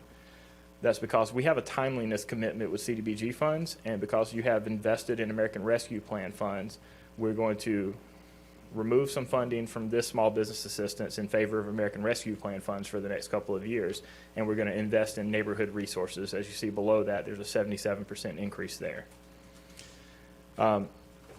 Last fall, you all approved 3 additional employees from my department to stand up a neighborhood engagement division, and so we want to make sure that they have grant resources backing them in order to do some really interesting projects to develop the community. Next up is our housing strategy. There's an 11% increase there. We have a down payment assistance program for low and moderate income individuals that will be launching in May. that will provide up to $20,000 in down payment or purchase price assistance for qualifying families to buy their first-time house. In the homeless strategy, it only increased by about 10%, but one of the things that we did there was funded street outreach with Cumberland Health Net to monitor health and encampments for persons experiencing homelessness. Under our special needs strategy, last year we allocated $25,000 to the Vision Resource Center to help purchase a van. This year we're putting $10,000 towards an organization that works with disabled veterans. Administration, planning, and management is formulaic, so since we're using the same amount as last year, there's no change currently. We expect to see a small percentage increase once we get our new grants. Under home recommendations, we have a required 15% set aside for our community housing development organizations. Right now, the active CHODO that we have is Habitat for Humanity, so we carve out $150,000 a year for them to build single-family houses. Next up is our Housing Trust Fund. Now, this is the first time that y'all have seen it called this before, but this is largely what Home is about. Home is about producing new affordable housing. As you can see, we allocated $1.2 million this year and planning to allocate $1.7 million next year. The reason that number jumped up is because we got program income payments in from housing development loans that we've been doing. Now, we'll talk about this a little bit more, but what we're doing differently in this approach is that we are opening up policies and procedures and an application process for nonprofit organizations and for-profit developers to access these funds to build affordable housing. If you hold your questions on that, I've got a slide at the end that talks a little bit more about how that works. Next up is our Homeowner Occupied Rehab program. So we've got a small decrease there, and later on I'm going to show you where we're funding some more emergency repair programs to take some of the weight off of that program. Again, admin, planning, and management is formulaic, so there's no change in it this year until we get our new grant allocation. So for HOPWA, this is our first year having that. So we've got $200,000 set aside for affordable housing development. So imagine someone who wants to build an apartment complex, we can loan this money out and say, hey, we want you to reserve these 2 apartments for people that specifically fit into this program. Then the remainder of the money, about $400,000 and then $100,000 would go towards a nonprofit that already works in our community that helps persons experiencing HIV and AIDS. And we'll be bringing back a contract award for that in the new fiscal year. The admin for that is formulaic and is very, very tiny. It's only 3%, so that $21,000 there is what we'll have to help offset some of our staff costs to run that program. Now, this is the rollover funds. There's no two ways about this. This is a lot of rollover money. Our department has spent the past 2 years focusing on pandemic recovery, small business assistance, emergency rental assistance. And on top of that, a lot of our programs that are workhorses that spend a lot of money each year, like our business assistance loans, businesses haven't been interested in incurring debt in a time of extreme, uncertainty. And so that has left us with a lot more money than we'd like to have. So we talked about how we could come up with some strategies to spend that money down before we have any timeliness challenges with HUD. So first up, if you'll remember when we first started talking about American Rescue Plans, the Partnership for Children came forward and said that they had storm damage to their facility. And so that's an eligible expenditure under CDBG, and so we funded that effort here. Next up, we added more funds into our blight removal program. So as we do neighborhood engagement and we have neighborhood specialists out in our different revitalization areas, we're expecting for them to help with the community to identify slum and blighted areas where we can approach those property owners and ask them for permission to take that structure down at no cost to them. It's a huge benefit to the community to remove those structures from our neighborhoods. Next up is our water and sewer program. So we allocated quite a bit of money to that a couple of years ago. That money is still getting spent down, but this is money for low and moderate income individuals to help with that PwC assessment. Next up is an emergency repair program. Now this is one-time funding for Habitat for Humanity to take some of our wait list for emergency repairs. They will be funded at virtually the exact same level as Fayetteville Urban Ministries. I say virtually because I had $1 left over and I had to put it somewhere. So Fayetteville Urban Ministries will be funded at $630,342, and Habitat will be funded at $630,341. But both of them, in exchange for that funding, agreed to take some of our wait list that has occurred over the past several years and work that down. Next up is our home buyer assistance program we talked about earlier that launches in May. We'll be funding a more going into that program moving forward. As I mentioned, this is the Fayetteville Urban Ministry Emergency Repair Program. So this is only 13342, but they also get new money of $500,000, and that's how the math works out for those two to match.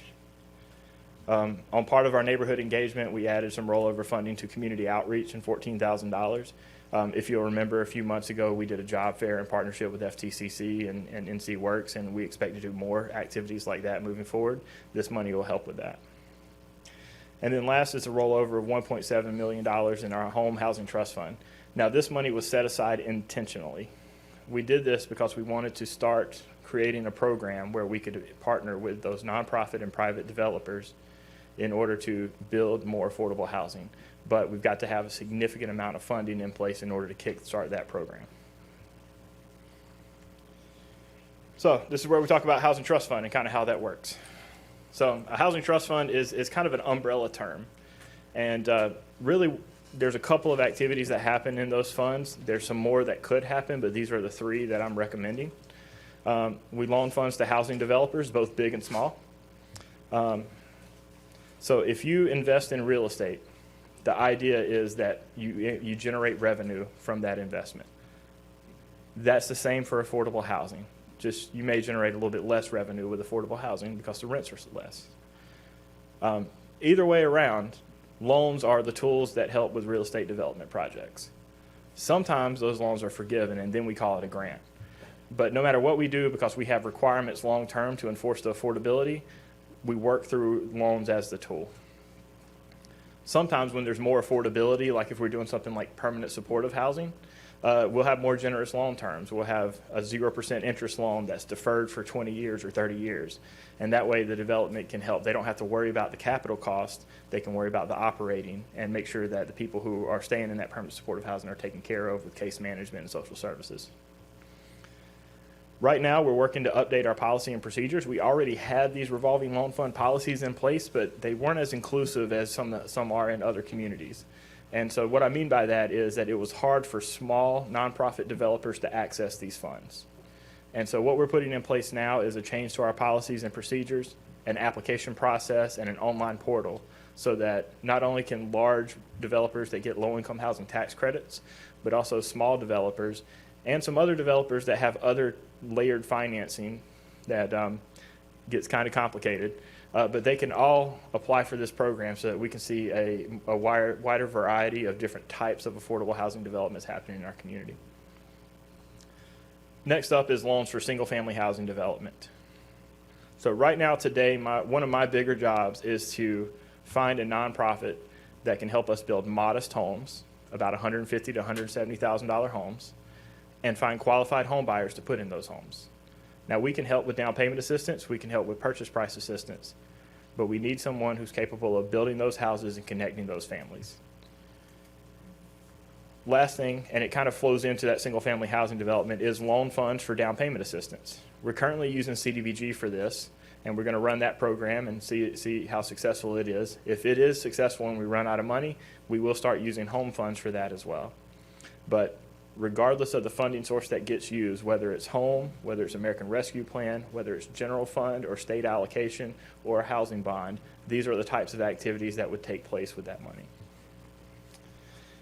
So our next steps right now is the work session tonight and then council approval on May 23rd. And at the same time on May 23rd, we're going to ask you to review and approve a $3.4 million allocation from our Home American Rescue Plan. Now, this is different than the $20 and $20 million American Rescue Plan that you've worked on in different committees. This is an additional allocation of home funds from the American Rescue Plan. We'll submit that to HUD as soon as we get that letter affirming what our grant awards are, and then we'll bring that budget ordinance to you on June 13th or 27th. And then we'll be ready to fund these programs starting July 1, where we will launch our Housing Trust Fund policies and procedures and that application process. So at this time, I'll take any questions. Thank you for your patience. Yes, sir. Mr. Cawley, if you can go back to the allocation amount. So when we put, hold on a second, go back to the Housing Trust Fund part. Let's see, it was like 1.7. So when you initially put the seed money in for the Housing Trust Fund, it comes with the federal restrictions though, right? So it may be different than the rules and regulations regarding any other money we put in from ARPA or however. How do you distinguish that? Yeah, so we won't pile all this money into one pot. It will just function through the same program, but they will be tracked separately. But to that point, on the affordability development side of it, we're limited more by North Carolina law than we are by federal law. On some of the follow-on programs, like environmental due diligence that we have to do and some construction rules and things like that, there's more restrictive rules on the federal level. So that stuff will be applied on a case-by-case basis, but in general, how we structure and develop affordable housing is limited by North Carolina law as opposed to federal. Gotcha. And the last question I have before I go to Councilwoman Ingram and Wright, there's been a decrease in homeowner occupied rehab. So there are a lot of people who own a home, you know, elderly people. I know one that I've sent, or a couple I've sent to your program, they don't have the funds to repair. And why do we decrease that funding? I know you spread it among two different providers, but why do we decrease it? So about 2 years ago, we took Fayetteville Urban Ministry from about $250,000 a year to $500,000. And so they've been working at that $500,000 range for the past 3 years. And now we've added another $600,000 for Habitat to work down that wait list. So what it comes down to is that we have a substantial need in our community and a substantial wait list. Home funds are organized a little bit differently than our community development block grant funds. So for example, if you go to a house and somebody's got a broken back door, a busted window, and a bad roof, CDBG funds can go in and fix those items and be done. Home funds require us to bring the entire house up to current day code, so it gets to be a long process and very expensive. So we're hoping that CDBG funds through our nonprofit partners are going to be really quick and impactful, get in and out, work that wait list down, and give some of these folks who have been waiting quite a while for the city that immediate relief. Okay, thank you. Councilmember Ingram and then Wright. Thank you. So I have a few questions. I'm going to try to be very quick with them. You said that Partnership for Children had some damage to a storage unit and we were able to support them. So an entity like Better Health, their storage unit is having some issues. This would be something that they would be able to get support on. I think the equipment, the medical equipment that they house their, the storage unit, they house their medical equipment, this is assistance they could use, just like Partnership for Children? Yes, and Better Health actually did apply for emergency direct assistance with us, Okay. and that's money that they actually give out to low, moderate income households. And they were funded for $10,000 this year. That's one of your attachments in your agenda packet. They haven't asked about damage to any facilities or stuff like that, but they could absolutely apply for that next year. Yes, ma'am. Okay, all right. So then my next question is, I'm trying to wrap my mind around I think it was home where we are going to open up for real estate investors. The heartburn I have with this right now is there is no affordable housing.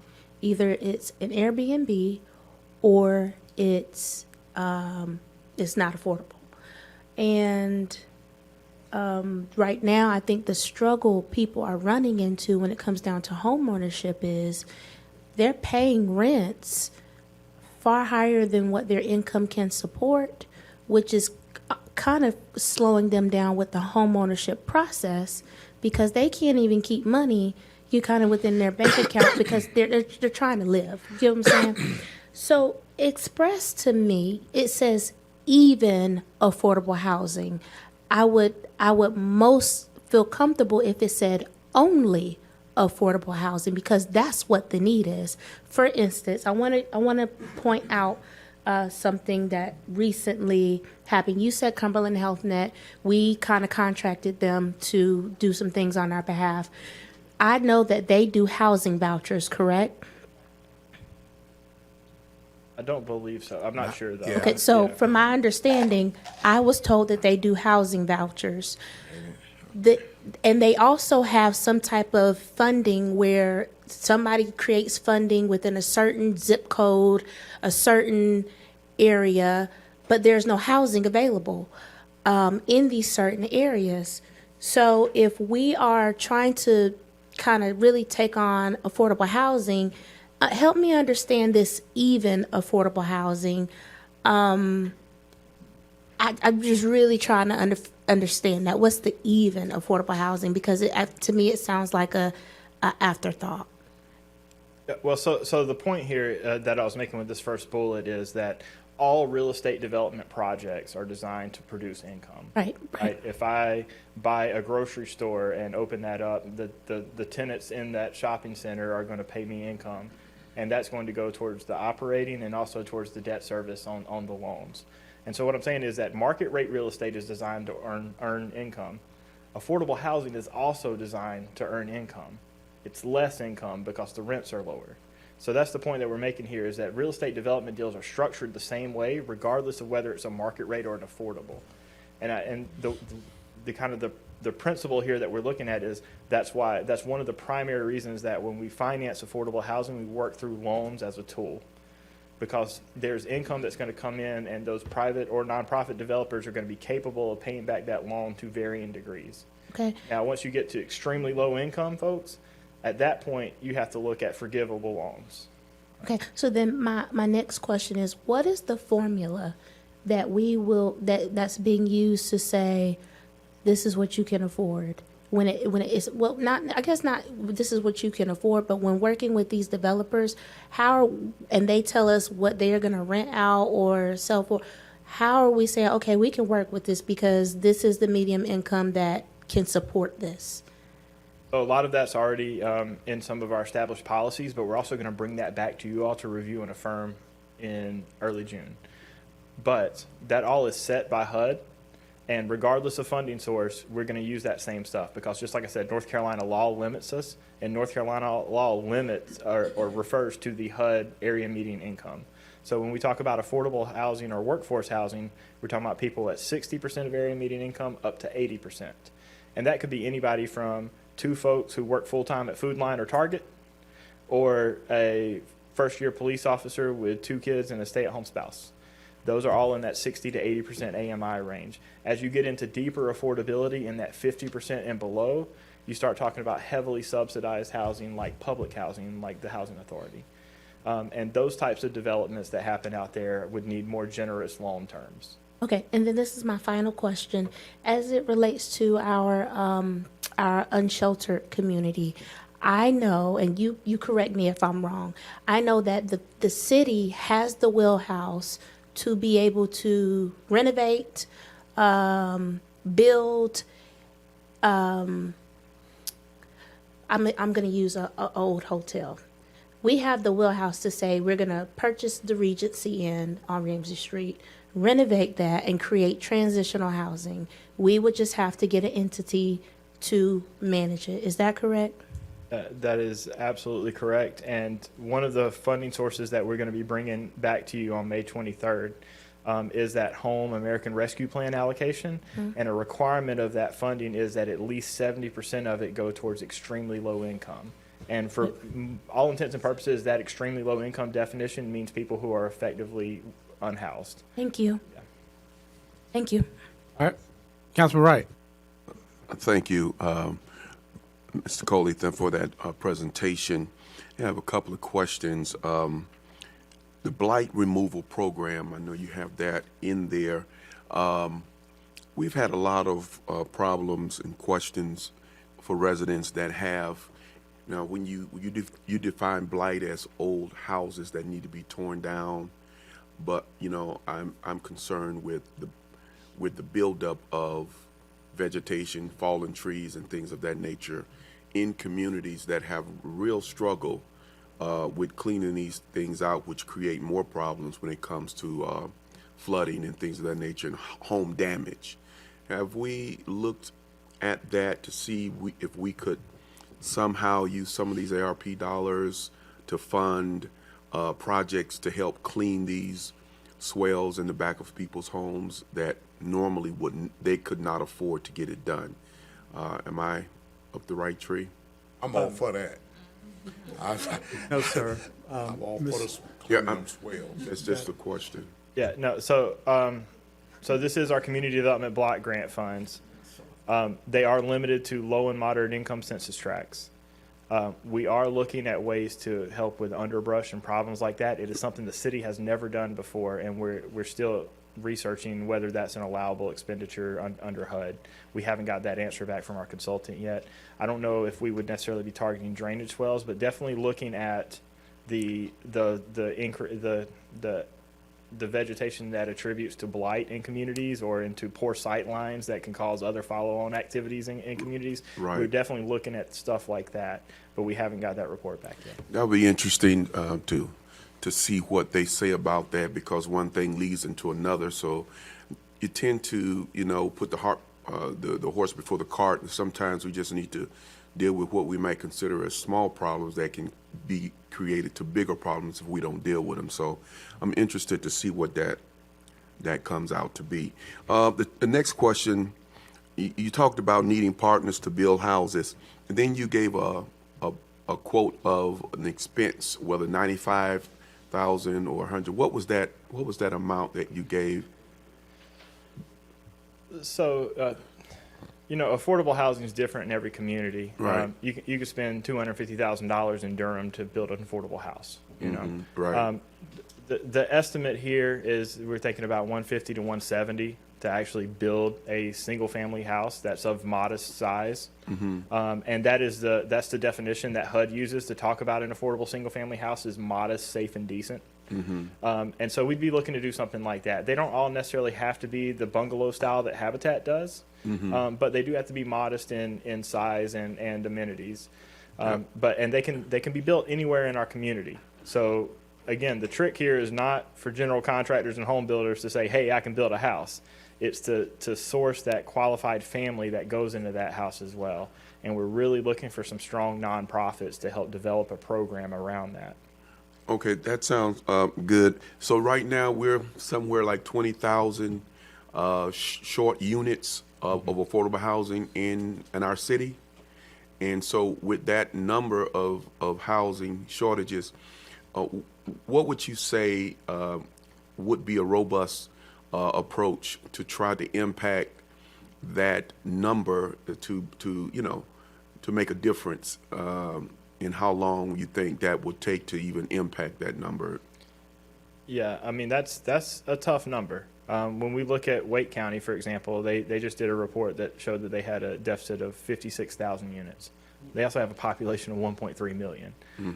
And so our 20,000 units with a population of 207,000, that's a significant challenge. Right. You don't put up numbers like that with single-family development. You've got to build more multifamily. That's how you get the big numbers. But it is a three-pronged approach here, though. It is building that multifamily numbers up, building more available stock of modest housing, and then helping people become qualified home buyers to go into that housing.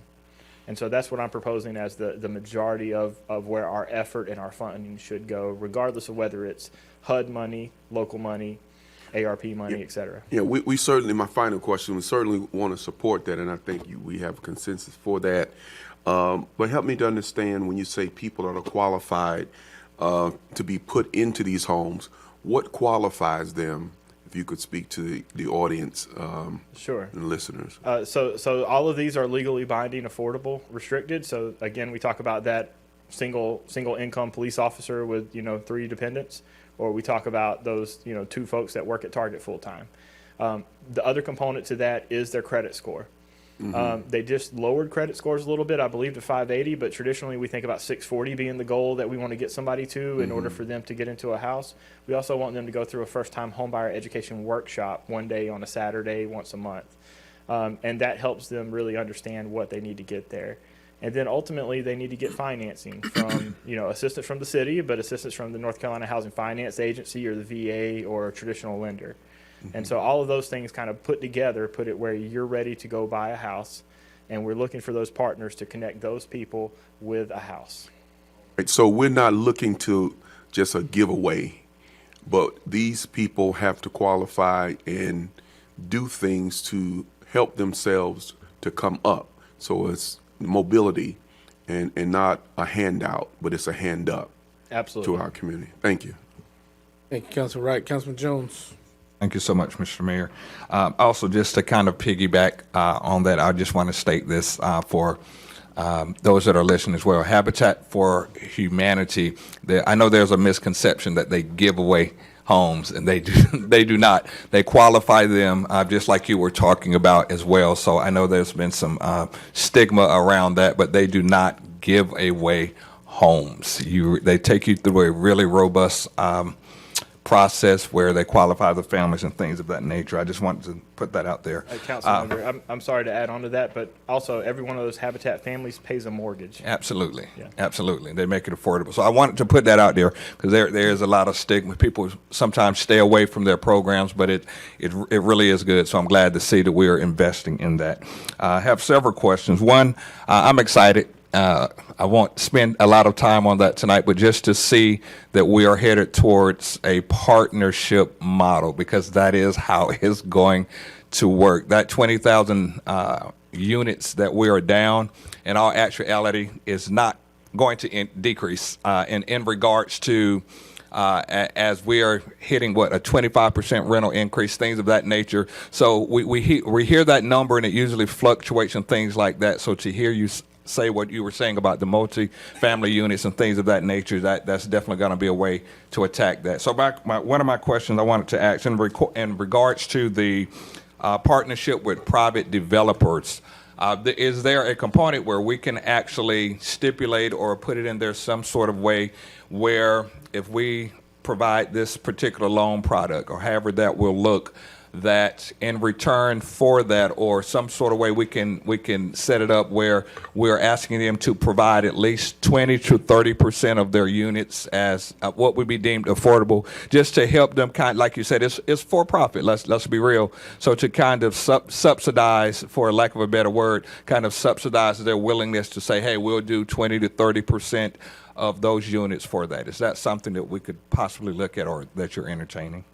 So with this model here, with this housing trust fund kind of policy and procedure, the first step is North Carolina general statutes that require that for it to be an affordable housing project, which is an actual definition in the law. Absolutely. 20% of the units have to be affordable to people at 60% AMI or below. Now, that doesn't mean you can't have a mix of incomes at that other, that's 20% of the development. So then the other 80% of it, you could have people that make slightly higher incomes all the way up to market rate. And so we will be bringing you, hopefully, projects through our RFP process with local and nonprofit and private developers from other places, different items like that. Now, there are some very unique tools that we can use that we'll be bringing back and talking to council over the next couple of months and into the next year. Where we don't have to necessarily get that 60% AMI, 20% threshold. We can say, hey, can you reserve 10% of your units as affordable? And in order for you to do that, council might look at a rezoning and requiring it through inclusionary zoning there. They also might look at it through some support of other development finance tools, which is what we came back and talked to you about at March 7th at the workshop. And so our team is looking at our development finance policies that we have in place and updating that. And part of updating that is to increase the production of affordable housing in our community. Okay, thank you. I do realize that there will have to be, at some point in the future, there will be an aspect that we have to look at the zoning aspect to kind of deal with what we're doing. My next question was in regards also to the Housing Trust Fund. Number one, your loans to housing developers. I'm glad to see that it's going to vary. It's going to allow the companies to vary in size. But at this time, do you have any sort of framework? And this is something I may can get from you later as well. Do you already have some sort of framework as far as vetting them and making sure that they qualify to actually partake in this particular program? Yes, sir. So we've had a framework in place for several years now, at least since our 2013 when the home changed its rules, the home funds did. And so the problem is that, or the opportunity rather, is that those policies and procedures are kind of stringent and only work with people who get low-income housing tax credit deals. And so we want to branch out from there and work with folks who are building, an 8-unit complex and help them to finance that development and make sure that those units are affordable, or at least a portion of those units are affordable. All right, and that's where I was getting to maybe just take a revisit revisit those and see where we can possibly make some changes. And my last question in regards to the HOPWA funding, currently, what type of initiatives are you using for those HOPWA funding? I believe I read somewhere that part of that money also went towards rental assistance for that particular population. Yes, sir. So we've had these programs in our community for a long time. They've been administered through the state. And one thing I neglected to mention earlier is part of us getting these funds means that they'll be throughout our MSA. And that is, let me just double check my notes before I say the wrong thing. And that is going to be the counties of Cumberland, Harnett, and Hope County that we'll be serving with these HOPWA funds. But there's nonprofits that already work in this space. Like I said, we'll be bringing back a contract to award because it will be considerably in excess of $100,000. But they work with those agencies and match them with rental companies and keep HIPAA compliance and things like that in place. But some people, depending on their income and depending on their where they're at with HIV or AIDS, they may be severely limited in what they can earn and what they can pay in rent. Yes. And so tenant-based rental assistance helps to close that gap. Absolutely. Well, thank you. That's where I was getting at. I've dealt with that particular population, and we know it's a stigmatized disease. And so one of the things that they have to deal with, in addition to the disease diagnosis or even a new diagnosis, is housing. So to hear that that's continuing to go on, that you're working with the community partners that are actually servicing this population, I am so glad to hear that. So thank you so much. Thank you. All right, thank you. Councilman Davis. I was wondering if we'd be able to get a copy of this presentation? Yes, it is in Legistar. I had to, it's in the but can, we'll email it out Council. as well. Yeah. I don't mind. I'll look through it. The slides. Oh, okay. Yeah. But we'll make sure you do, and we'll make sure it's posted with the agenda after this as well. All right. Okay, so, and just before I go to council for consensus, and what you need tonight is just the acceptance of the plan and I guess formal adoption of it at the next council meeting if it moves forward? Yes, sir. Any changes that might need to be made or anything like that, if you're comfortable with staff and the Fayetteville Redevelopment Commission's recommendations, then just consensus to put it on the agenda. Probably giving council opportunity to see it and look over it. And if the council, if there are any changes, let's make sure we let that be known before the next meeting. But it certainly have some room for discussion and adoption. And the Habitat, as Habitat as an alternative repair site, it's not just for homes from Habitat. It's for anyone citywide. Is that right? Yeah, they're actually going to be taking the city's wait list on as their responsibility through getting this funding. So it has nothing to do with the houses they build or repair. This is just any other qualifying yes, sir. Resident. Okay. All right. So council can have a consensus motion to. All right, Councilman Ingram.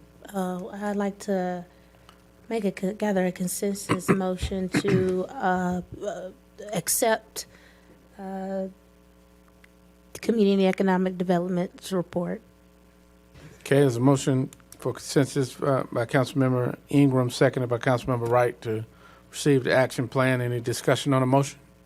All right, council, show of hands. Those in favor? All right.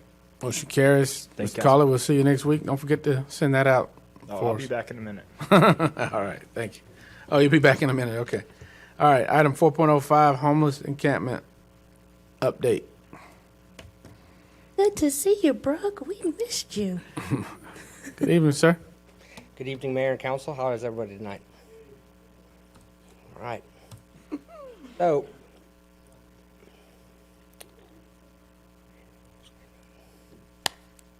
as everybody knows, I'm Brooke Redding, Special Project Manager from City Manager's Office, and I am thankful to be here tonight to present about a year of work that the city staff has systematically gone through, researched, and pulled together. Before I kind of go any further into this, I'd like to offer the floor to the City Manager with some opening remarks. Brooke,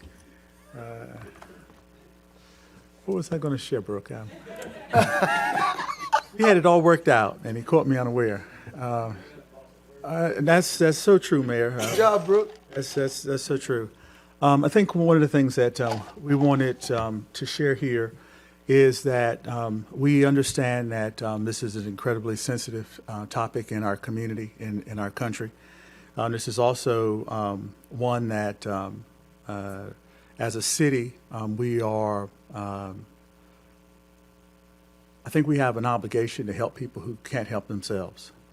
But at the same time, as a community, we have to also establish what the rules are by which we all will live in the community. Over the last 18 months, I can't tell you how proud I am to live and work in Fayetteville, of how much we have done as it relates to people in our community, homeless included, who found themselves in dire straits because of COVID or other issues. Just today, we were talking, Jackie's not here, about all of the work that the council did with the CARES Act money, all of the stuff we're doing with the ARPA funds.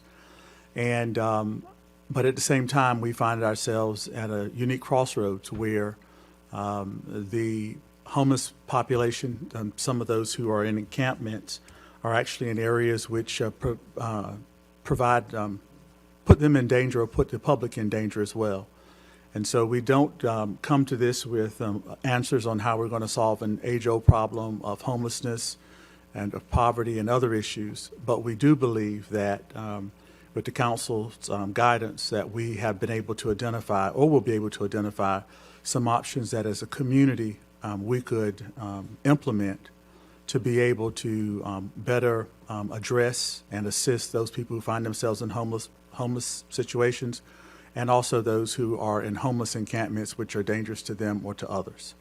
And Brooke, Lisa, Harper, and about 40 other city employees have been working together for almost a year to increase our awareness of homelessness across the country, but also here locally.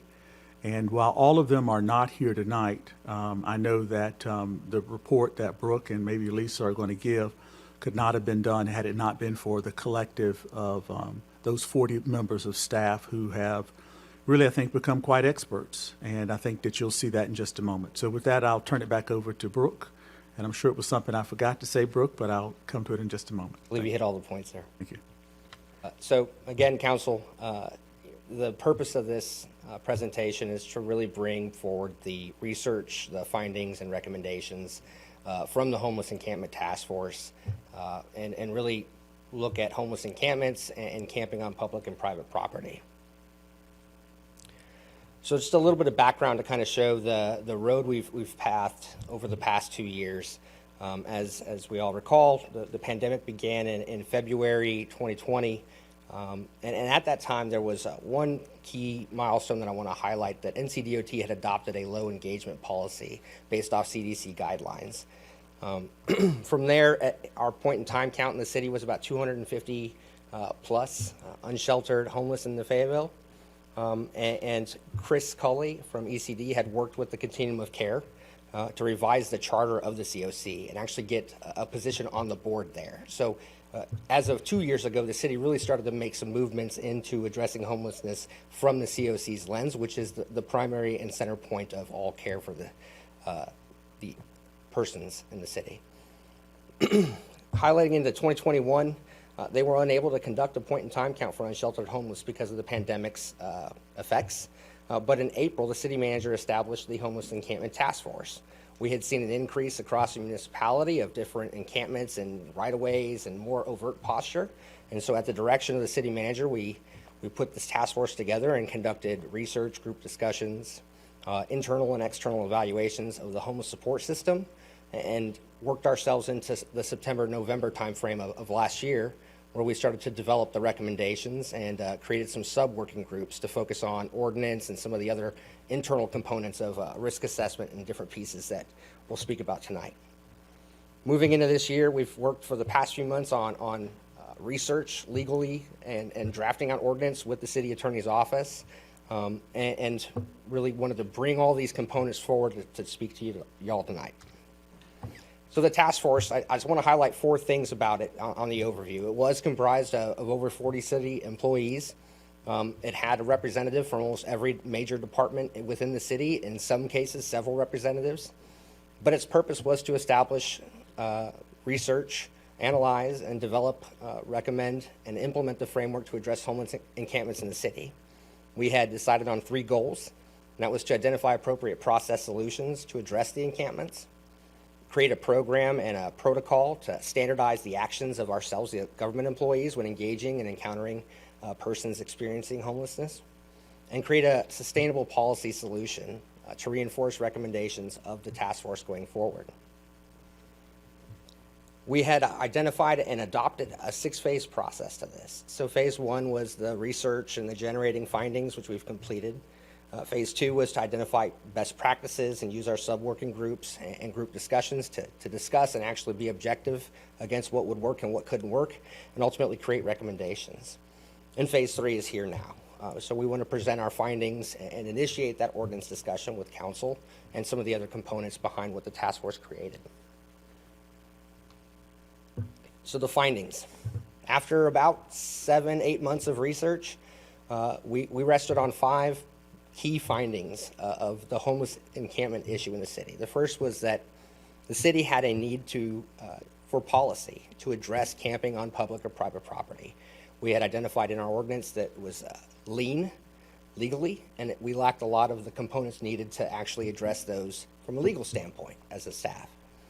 We identified a need to, we identified that we lacked who was responsible to address these encampments within the staff. The police department had predominantly always taken the lead on that, but as we went through the research and the best practices against the nation, it surfaced that PD may not be adequately equipped or best prepared for that. And so we needed to identify what component would be and how we created it. It's not to say that the police department isn't extremely effective and good at what they do. It was more that they weren't necessarily the lead role or shouldn't be the lead role in addressing these types of persons. The reorganization of homeless services was occurring in Cumberland County and Fayetteville with the COC. They had experienced kind of a dilapidation during the pandemic. They had reorganized and reframed. There was new funding sources, so the services were kind of wobbly. And now they are much tighter and, as everybody sees, much more effective. We had a jurisdictional authority issue. So a lot of our city streets are actually NCDOT owned right-of-ways and roadways. A lot of the encampments fall on those roadways. So legally, we had to work out and figure out how we could establish a relationship with NCDOT to have shared jurisdictional authority. That's something that's still underway and we'll speak to later, but that was definitely a key component we needed to work on. And then, of course, the final one was the major impacts and risks to the public's health and safety. As council has seen, there's several encampments across the city, and a handful of them actually do present a true public health and safety risk. So from those findings, we went through another 90-day process that I spoke to, and we identified 4 primary recommendations. The first was an ordinance. We needed to address camping on public property, camping on private property, and something that was enforceable and within the legal limits. So we, in the city attorney's office and the task force, created some recommendations to bring to council. The second was a city policy. We needed that standardized procedure to govern how we cleaned up public property used for temporary shelter. We just didn't have one. We didn't have it in place, but we knew we needed something to kind of keep us in line, left and right limits per se. The third was the impact reduction program. It really was establishing the protocol and how we engaged unsheltered individuals in the city, and then how we dealt with the cleanup process should it be done. And then that fourth was the right-of-way agreement, that agreement with NCDOT to do that shared jurisdictional authority to address some of the high-risk encampments in those areas. So the first we'll talk about is the ordinance, and I actually like to ask Lisa Harpa if she would come up, and she'll speak to the next couple of slides regarding the ordinance.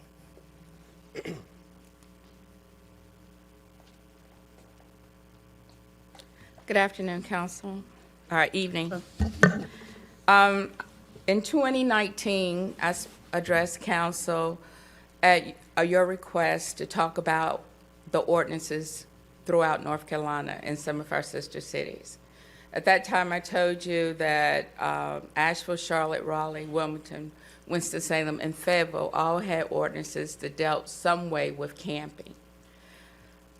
Our ordinance and our current ordinance only deals with campings in parks and cemeteries. The task force has recommended that we adopt a new ordinance that expands on camping. It expands the definition of camping. It regulates camping on public property, which would be city-owned property. It regulates camping on private property, and it regulates camping and vehicles. Now, the ordinances that I brought before you in 2019, none of the city's ordinances were to that extent. At that time, if you recall, the most extensive ordinance was in Charlotte.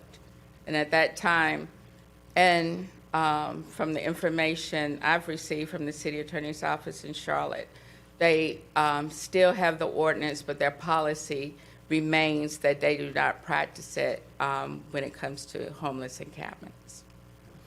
All of the ordinances at that time had violation of the ordinances were a Class C misdemeanor.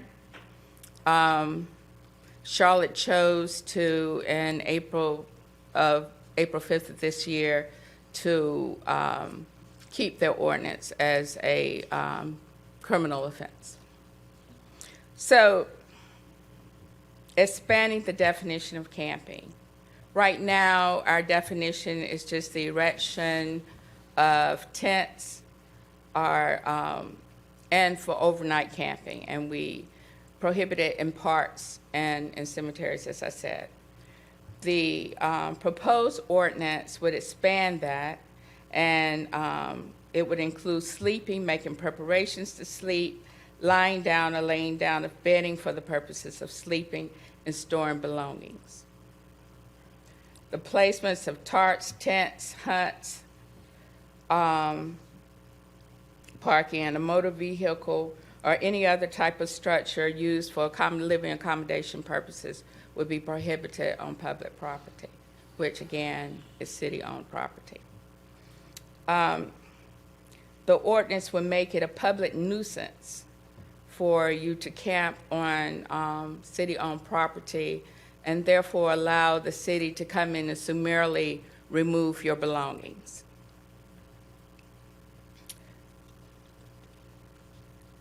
Regulating camping on private property, you would be prohibited from camping on private property without the written permission of the property owner.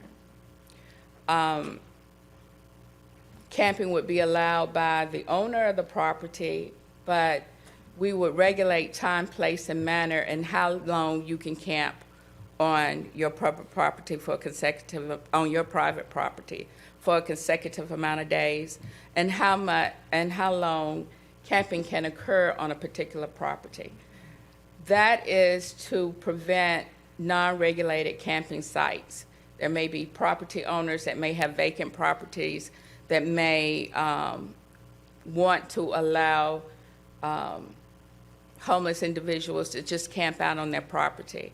And for safety, public safety and welfare, we've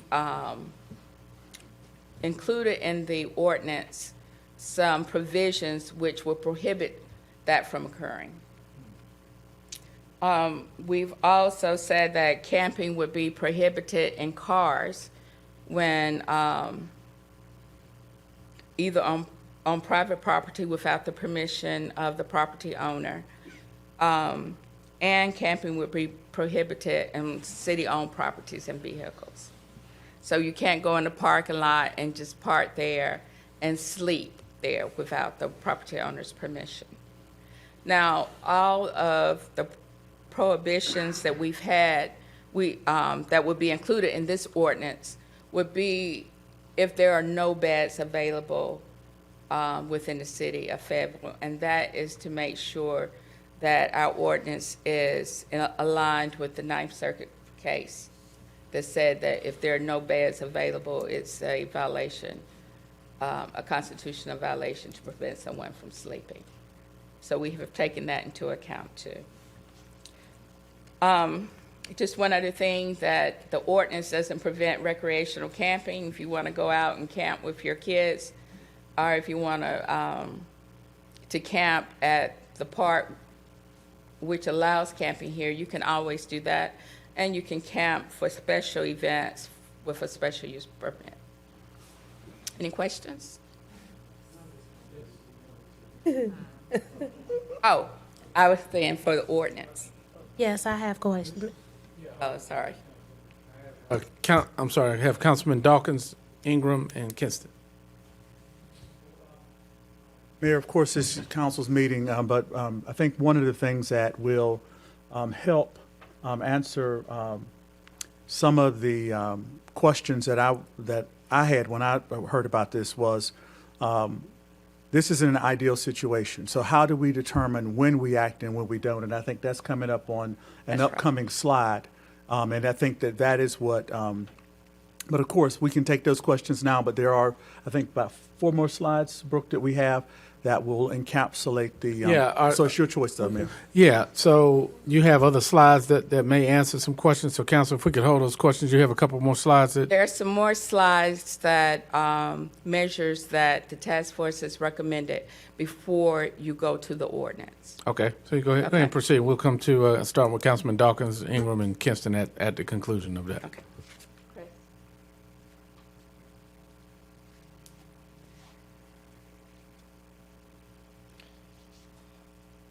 All right, so I think Lisa framed this really well in that we have to have some type of legal framework, but that doesn't mean that that's our first go-to, right? And so what we're looking to recommend is a unified city policy that establishes a standardized procedure to clean up public property being used unlawfully for shelter or temporary residence.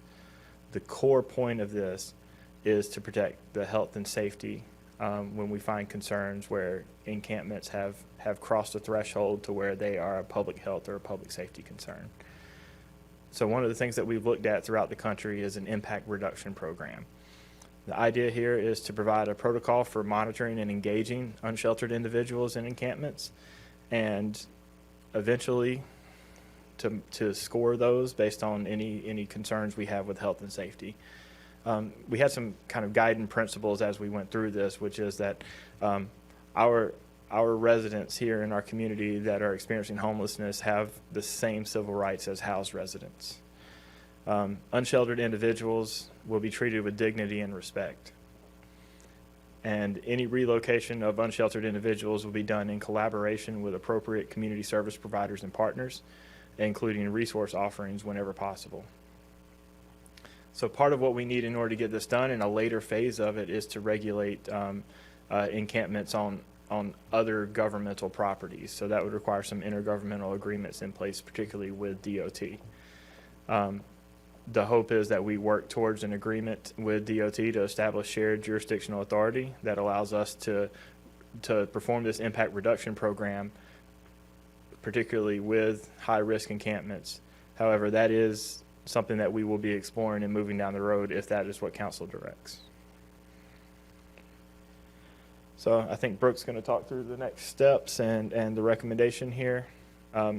Just to put a finer point on this while Brooke is walking up, we have to have legal enforcement tools to be able to do anything, but that doesn't mean that it has to be the first thing we do coming out of the gate. We can take a trauma-informed, compassionate approach to helping our residents who are currently unhoused. Council Chris said it best. That is exactly what the 4 recommendations combine. It is not in the interest, I think, of staff and the recommendations of the task force to go and clear every encampment in the city. Our resources don't exist to push those individuals to some place of support. They're just not there yet.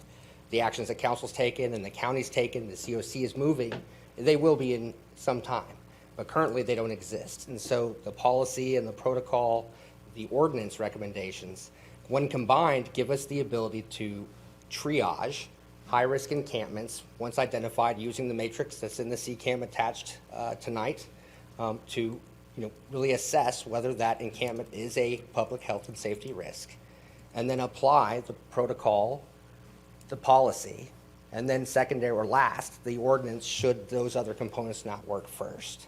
As Lisa spoke about in the other cities and how they apply those ordinances, it's the same process that we would use. It should be a tool, but not our primary. We're not going to move every encampment in the city. We've already done some test assessments, and there are high-risk encampments here. Many of you probably already know where some of those are at based off the appearance, the personalities, the environment itself. And so what we want to do is triage that, mass services, and use these tools to govern our actions in it, provide protection legally, have the legal basis established, and then use that to slowly and incrementally, shift some of these unsafe environments away from where they're at. Many of them are near parks. Many of them are in other places that are a danger to the public. So with that, we had two recommendations, and the first was that council would accept the report and direct staff to bring back the drafted ordinance forward for discussion. That is prepared and ready. The second option would be that council accepts the reports and provides some alternative direction to staff regarding the ordinance and the recommendations of the task force. Pending your questions. All right, thank you, sir. We do have a few. Councilman Dawkins and Ingram. Thank you, Mr. Mayor. Brooke, I want you to tell the listening and watching public, and Lisa, Ms. Harper, this is not going to affect the camping that occurs on NCDOT property. Is that correct? That is correct, sir. That is correct, which means that I get complaints every single week about those encampments. These people are smart. They know exactly what they're doing. They've got their cell phones. They're all getting checks. They always wave at me when I ride by there. So I want to make sure the public understands the governor and the NCDOT will not allow us, even if it's a high-risk encampment on NCDOT property, do anything about it. Is that correct? Currently, sir, but we have been working with NCDOT to slowly come to Currently, sir, and that is correct. Okay, so this is becoming a real issue for businesses and homes around these encampments, especially on Gillespie Street, NCDOT. They've set up beautiful sites, nice tents. Maybe somebody's donating these nice tents, nice chairs. They all got cell phones. So until we get approval with NCDOT and until we have the resources to move these people to, there's not a lot we can do, even though they're creating sanitation hazards and probably going to create a public nuisance at some point. The NCDOT and the governor of North Carolina will not let us do anything. Is that accurate? Will not let us remove those encampments. Is that accurate? We are not allowed to clear the entities We're not residing on allowed that to property, sir. remove those encampments. Yes, sir. But one of the things, sir, that we do have agreements with We got 3 or 4 people talking here. I do want to hear the other conversations. Councilman Dawkins had the floor, but he yielded it to the city manager. Council members, please wait your turn to talk. So what were we saying? Yes, sir. We do have agreements with NCDOT to provide mowing and certain litter cleanup on some of the major thoroughfares. And within our ability, we do reduce visibly the amount of trash and litter at some of those sites. But again, I know that Brooke himself has actually spoken to one of the individuals who is at MLK and Bragg Boulevard. And we've offered services and they've refused, or he's refused. Okay. Yes, sir.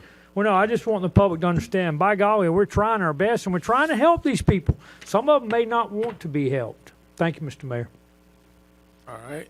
Now, go to Councilmember Ingram.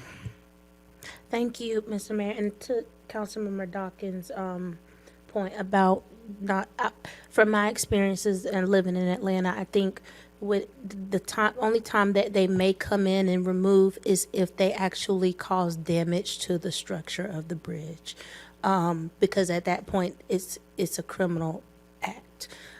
So I have some questions and just the idea. So I'm visualizing this as this very difficult, intricate Rubik's Cube with the mini squares and the big squares all up in it, and there's no way through it, because I'm trying to tie in the conversation we just had with community economic development in the previous item, and I'm trying to attach it to what we are proposing here. And I did have a conversation with the Mayor Pro Tem in Charlotte, and they are kind of in the same funk as we are. So we already know we don't have beds. Where will they go? Because see, I'm looking at a monopoly board, and everything to me says, "Oh, go to jail card, go to jail card," because we know we don't have beds unless the unified city policy says establish a standard policy to clean up public property being used unlawfully for shelter or temporary residence. But we don't have beds to clean up anything. So where will they go? Councilmember, the ordinance recommendation has in the first bullet of that ordinance, when you get to see it, it says, if shelter is available, will be the first component of the legal part of this process. So that says to the city and for law that council would adopt that if there is no shelter, we cannot clear just any encampment. The second point of that ordinance will talk about if an encampment is deemed high risk to the public's health and safety, that the previous statement won't apply and we can clear accordingly. And so what that does on the legal side first is it says, if there's available shelter, then, and that encampment needs to be cleared and is decided to be cleared, we can. If there's no available shelter, but that encampment is a high risk to the public's health and safety, it can also be cleared, which takes us to the policy and protocol. So where will they go, I think was your question. Yes. It's a tough question. And so in some cases, if there is not a spot for that person to go to, but they're a risk to the public's health and safety, They go to jail. then the encampment should be cleared based off that stat, according to these recommendations. And they go to jail. No. So, but I'm trying to figure out where will they go? Because you're saying if they present an environmental hazard to the community, even if there's no shelter available, what other shelter is available besides? Because I'm trying to figure out where else are they going to go besides getting on a bus and going to go fill up somebody else's homeless population number. Where else will they go? And the only thing that I can visually see on the Monopoly board is every corner, every square has go to jail based off of what these items are telling me. Well, what that would, Chris, do you? Yes, sir. Yeah. So I think one of the things to think about here is that when we talk about high-risk encampments, we're not talking about an individual person. And so at some point, we have to talk about the fact that the large collection of individuals is what helps contribute to the public health and safety problem. So where they go is somewhere that won't cause a public health and safety problem. Now, having said that, the whole premise here was that there would not be shelter beds available. On most nights, we have shelter beds available. Now, where the city can play the strongest role in this and where we move forward in creating this policy and setting it up is that emergency shelter is not the end of the conversation. And we just talked about having significant resources towards affordable housing. And we talked about the affordability of that housing and as it gets lower, the more generous those terms of those structures and financing is. Because what we're looking to do here is to provide that permanent supportive and that transitional housing. So part of the overall city strategy is to put a trauma-informed kind of triage in place for these encampments, but then also partner with agencies to move people through the continuum of care and into permanent supportive housing and transitional housing. Okay, so my follow-up, then my throw out. So when it comes down to and this is where I think I'm going to try to talk about funding and county, when it comes down to majority of these people have mental health issues. So I can imagine trying to clean up these spaces will trigger some people to no extent. How are we to manage that? And because in my brain right now, there's no shelter. People who have good jobs are struggling for shelter. So I'm just trying to really map out in my mind where will these people go? And I think just a very clear and direct answer, because after even what you said, all I can still hear is jail or the hospital psych ward. I'm just trying to, because we don't have Unless y'all know something in y'all backyards that Yeah, y'all well, don't missing. We don't have. Right. Well, I think you make a great point, Councilmember Ingram. I think what staff is saying, and basically, this has been an issue we've been trying to work with DOT on. The right-of-way is not the answer. I think, and that's what is at hand tonight. It's not safe, it doesn't have the services, and it becomes a public health issue when you have trash and other things that a congregation of people And have. I understand that, Yeah, Mayor. so I don't know if they can answer the where do they go, but what Mr. Colley is saying is they can't, the recommendation is that where they currently are is not the answer. So. Okay, well, so my throw out is when it comes, if we're saying this is an environmental hazard, are there some type of grant funding dollars that speak to environmental sustainability efforts that we could attach to being able to kind of give these individuals some jobs doing lawn maintenance or something, workforce development, something, so that we can also make them become productive, citizens. As Councilmember Dawkins said, some of them do get checks because majority of them are veterans. I would also like to know where's the military with this conversation too. I just got a lot of questions. I'm just trying to figure out where all this is going, and I see it and I get it, but I think I'm really attaching this human body floating to somewhere that I cannot see because I'm done. Thank you. All right, still had some other speakers. Wanted to make sure we gave an opportunity. Councilman Hare and then Banks McLaughlin. One, I don't want to speak. Thank you, Mayor. I think I have still some of the same type questions because that's what I had written down. I don't think we get there tonight. I don't think we get the answer tonight on where they go, but the major concern is in some of these most dangerous, you all are presenting some of these most dangerous places that we have. We have to do something to improve those most dangerous places. And that's somewhat of our conversation. That's what your presentation is tonight. But it is a big piece. Just where do they go? When we were in DC doing the National League of Conference, just when I walked out of my hotel to go to the hotel where our event was taking place, I passed a shelter right in the middle of some of the most expensive, high-rise hotels.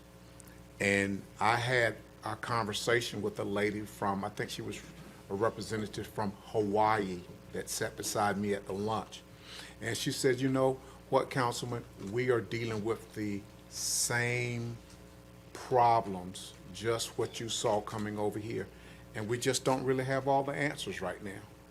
But we want to, we want to do something safe. We want to do this hygiene, this health care for folk, environmental. So this is a hard fix for us. This is a hard improvement, but I do understand what we're trying to do, and I'm all thumbs up for trying to improve what. But it is a hard fix. All of councils, this is a hard area to improve. But I do appreciate and receive your report tonight. Thank you, Mayor. Thank you, Councilman Hare. Councilmember Banks McLaughlin. Thank you, Mayor. I do want to take the time to commend you all for all the work that you do. Mr. Colley, since you've been, I'll tell you that from time to time, since you've been a part of our staff, you've been doing a great job along with everybody else. I know when it comes to homeless, when we're talking about environment and things of that nature, the city have worked towards putting, I guess you call it porta potties and hand sanitizer stations to kind of help alleviate diseases and virus and everything being passed around. Just like Councilwoman mentioned, We do know that there's a need for sheltering. We're in the process of working on a day resource center. The county is working towards a homeless shelter. So I do want to take a consensus so that we can, I accept the options of the recommendation, well, let me take that back. I accept the reports that that's being presented. However, I think because of the timing, because there's a lack of sheltering, I think this need to be something that's brought back to council at another date. Because right now, again, it's hardly anywhere for these individuals to go. And then we talking about these encampments. I've been to these encampments on many occasions, and I'm not sure where you all are seeing them, but usually they're, you know, they don't want to be seen. They're not just sitting up unless, you guys seen something I have not seen it. The encampments that I've seen in the city, they're pushed back off. They don't want to be visible. And we're able to see some of them because of the, most of the people are, you know, they're doing, building up in the area. So therefore, when they're knocking down trees, you're able to see these encampments. But again, I just want to take consensus to accept the report and to see if we can bring this back at a later time. Well, I'll come back to you. I still have a Okay, couple thank of you. questions. So I have Councilmember Kinston and then Wright. Thank you, Mayor. One of the questions that I had is about basically filling the gaps. So you indicated that if there's beds available, but what all resources or database has been combined so that everyone that is working with the homeless has that one-stop shop for information when it's needed?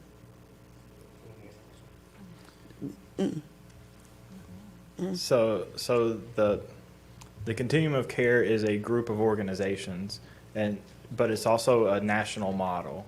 And part of that national model, when we say COC there, we mean that utilizing a central information system, which we call the Homeless Management Information System, HMIS, and that is where all agencies that participate in that continuum of care put that information in. Then those folks are priority scored based on a vulnerability index, and that's how they prioritize who goes into a shelter. So at any given time, we can look in the HMIS system and see who has accessed homeless service providers. And I guess that's where the concern is coming in from, because those are the ones that have been identified. There's a lot of people that work with the homeless that actually are not identified, and they fall in that gap.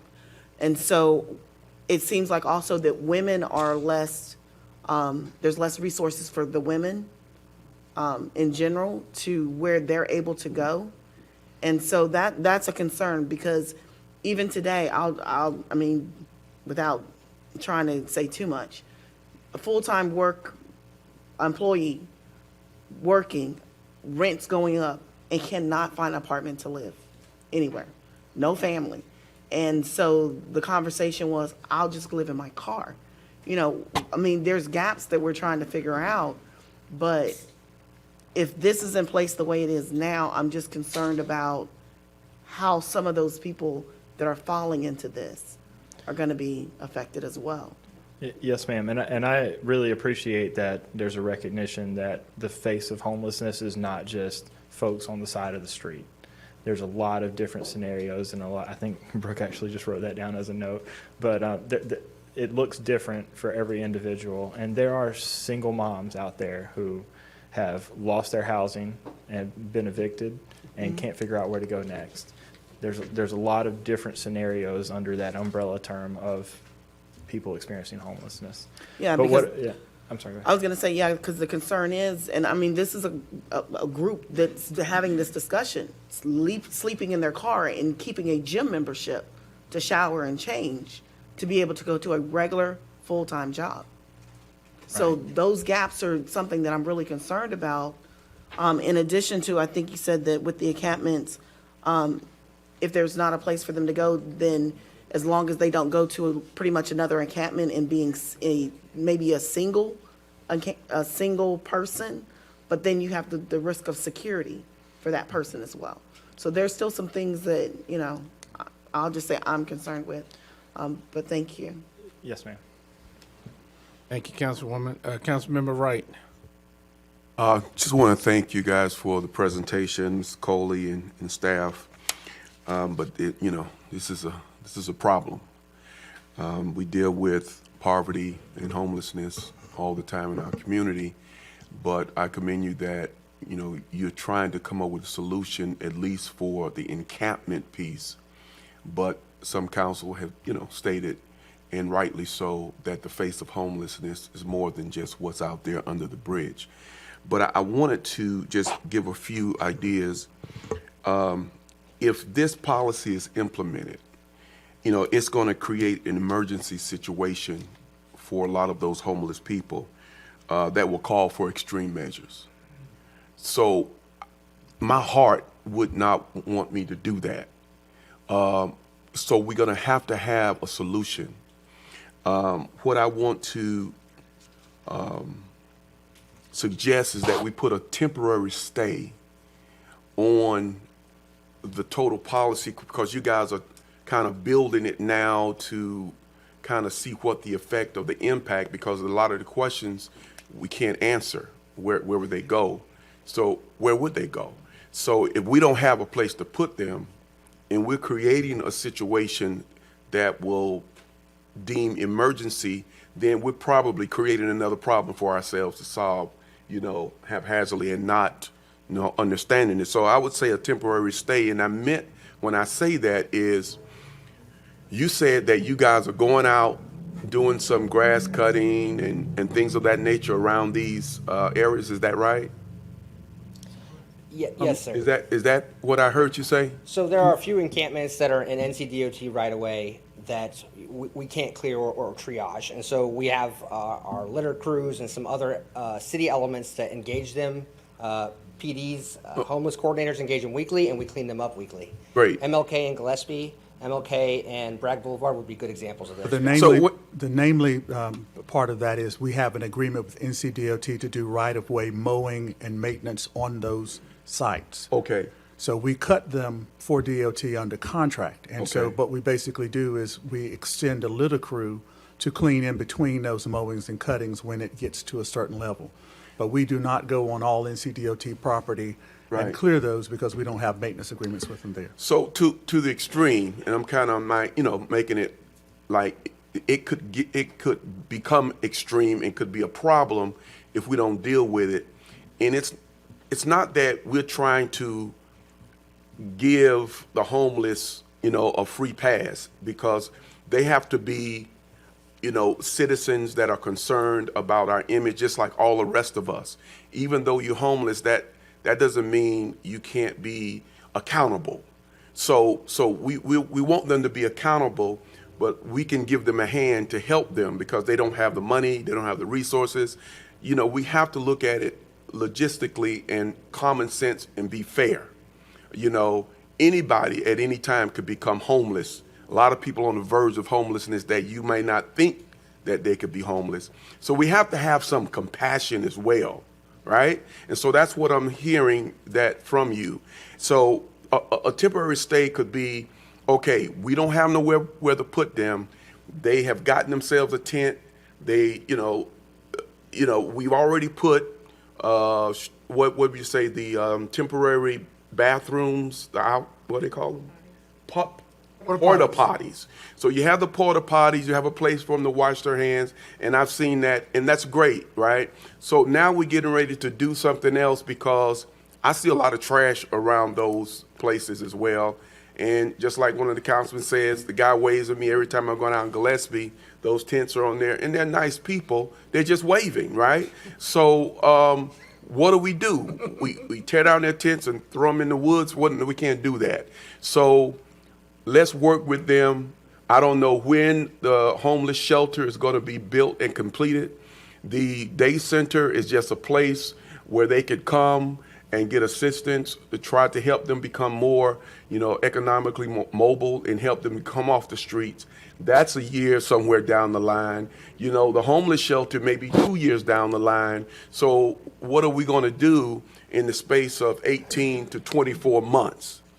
So, council member, if I may, so you have four kind of components to this recommendation. So that first one, the ordinance, is really going to give staff the legal basis we need to execute those duties and not be challenged in court. That ordinance is structured in a way, not challenged successfully, my apologies. That ordinance is structured in a way based off precedent and everything else to kind of set that architecture up for us. The other parts, the impact reduction program and the unified city policy, they do very important things. One, they govern our actions and hold us to a very specific high standard on how we engage those members of that unsheltered community. The second one is that it forces us, not forces, but it governs what we do and dictates that we bring in the COC and that array of service providers for that encampment. And then the third component I want to highlight here, and the note that I had actually wrote was 300 unsheltered individuals in the city. Let's, hypothetical. There's 300 different circumstances, and several of them, if not the majority of them, are actually not a high-risk encampment according to the matrix that's attached to the CCAM. But there are some, and those should be addressed based off of the dire circumstances they're creating for the public's health and safety. Where do they go? We don't know that answer because there's an individual circumstance for each person at that encampment. And so the impact reduction program and the policy tell us how to do it by pulling everybody together and triaging that one individual or individuals to systematically bring them into care with some described timelines, some minimum timelines that are around 14 days per encampment if that encampment's decided to be cleared. And then wrap our arms around them and get them as much help as possible. But if at the end of the day they choose they don't want help and they're refusing to be, participate in the process, there's still a public health and safety risk. And so the law, the ordinance, would give us the authority to vacate that premise under the protocol. All right, I'm done. But I just don't want this to go out into the public like we're an insensitive council and that we're snatching in people from these encampments and not caring about where they go and what's going to happen to them. That's not the case from what I'm hearing you saying. Yes, sir. And there's something we said repeatedly in the task force. The city manager said it many times over the past year. The city is not looking to get in the business of clearing homeless encampments. The city is in the business of trying to control and set boundaries in on those encampments that are a high risk to the public's health and safety. And if we have the tools, which our recommendations will give us that toolkit, we can triage those individually and make an environment that is safer for the community and ultimately try to protect everyone, to include the homeless individuals or the individuals experiencing homelessness.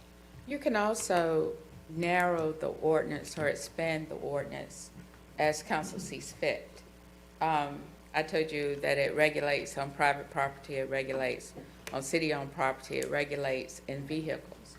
You don't have to regulate all that if council chooses not to. You can say, we think it's expanded too far. Bring in some regulate on city-owned property. But the ordinance as it stands now is that there's not a tool that the city can use to enforce encampment, any type of camping on city-owned property unless it is in a park and unless it is in the cemetery. So if it's right outside City Hall and it's city-owned property and somebody camps there, we don't have a tool at this point per our ordinance. After we've done all the engagement and tried to find a place, if they refuse, we don't have an ordinance to eradicate that problem. All right.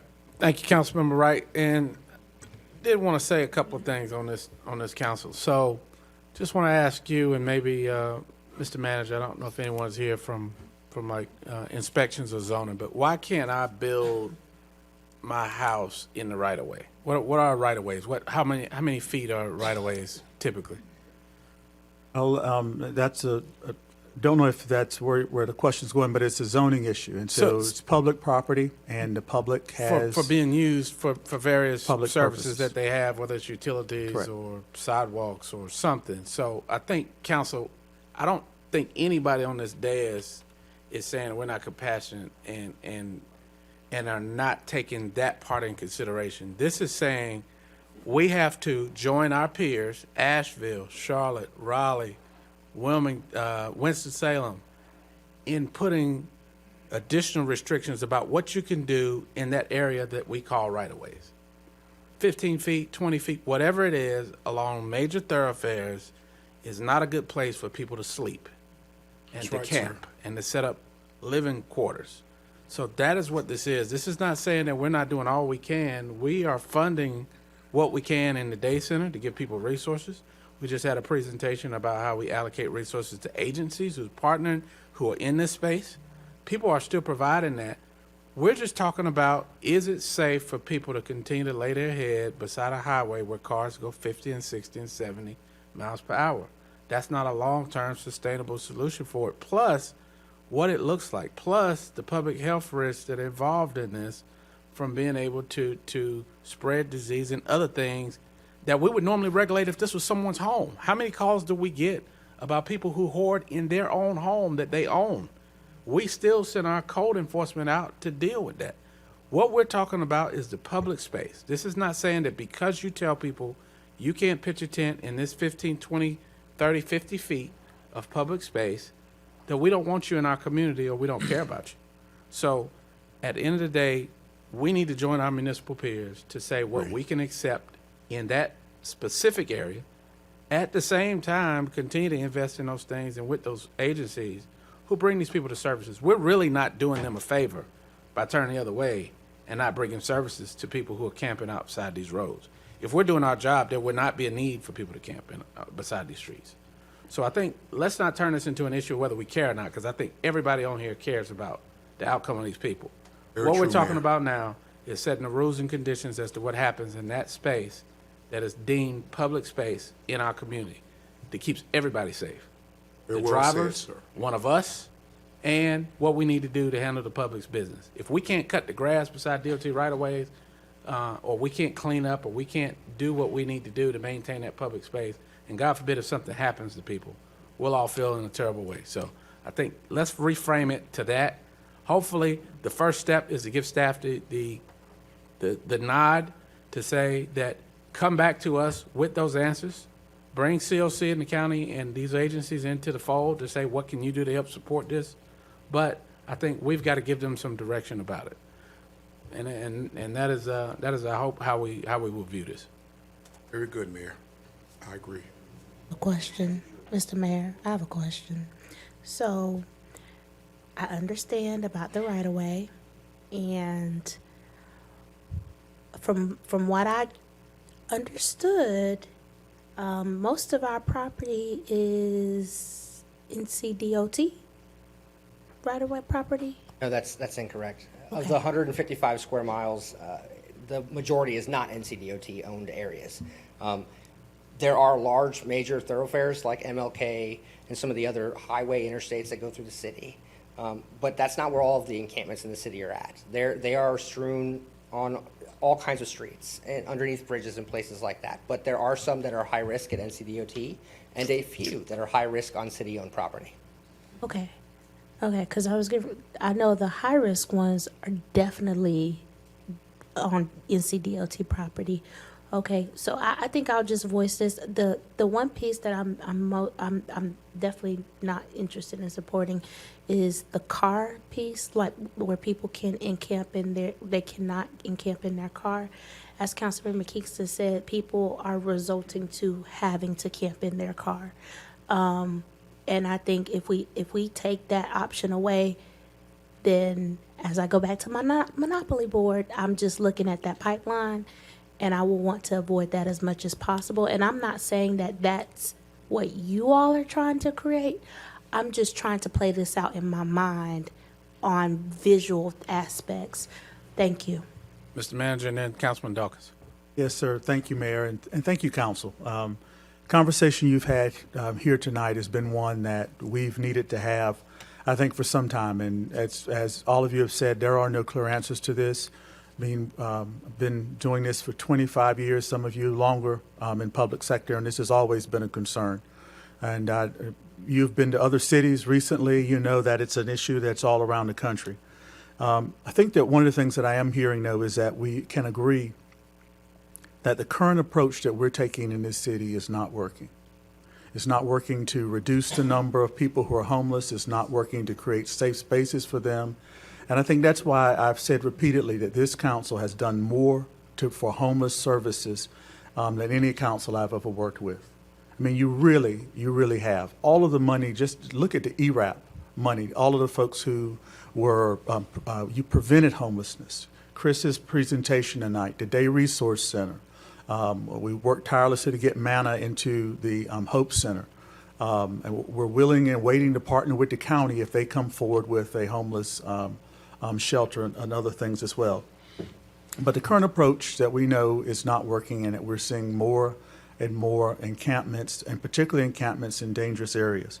And so what I would ask council is to, as I think as all of you were getting ready to do, is to accept a report and direct the staff to actually start working with the homeless partners, as the mayor indicated, for us to actually test out some of the areas that you've had some issues with tonight, and then come back to you in the near future with some of that legwork. I think there's some groups, ma'am, that you serve as vice chair, like to maybe have a conversation at that group. The mayor had a homeless coalition group that he had of pastors and other folks who would like to farm it and test it with them. But ultimately, if nothing else is reported tonight, I think what we would want as a staff to have said is, number one, this is not our effort to run anyone out of the city of Fayetteville who may find themselves in a homeless situation.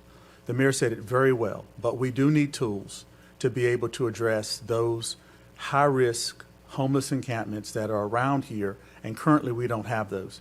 And Councilman Ingram, I think that you were on a point, which is for the ones that we see most visibly that have caused some of the consternation from homeless service providers who have attempted to provide service to the folks and to residents, and even the homeless people as well. Some of those currently are on NCDOT property.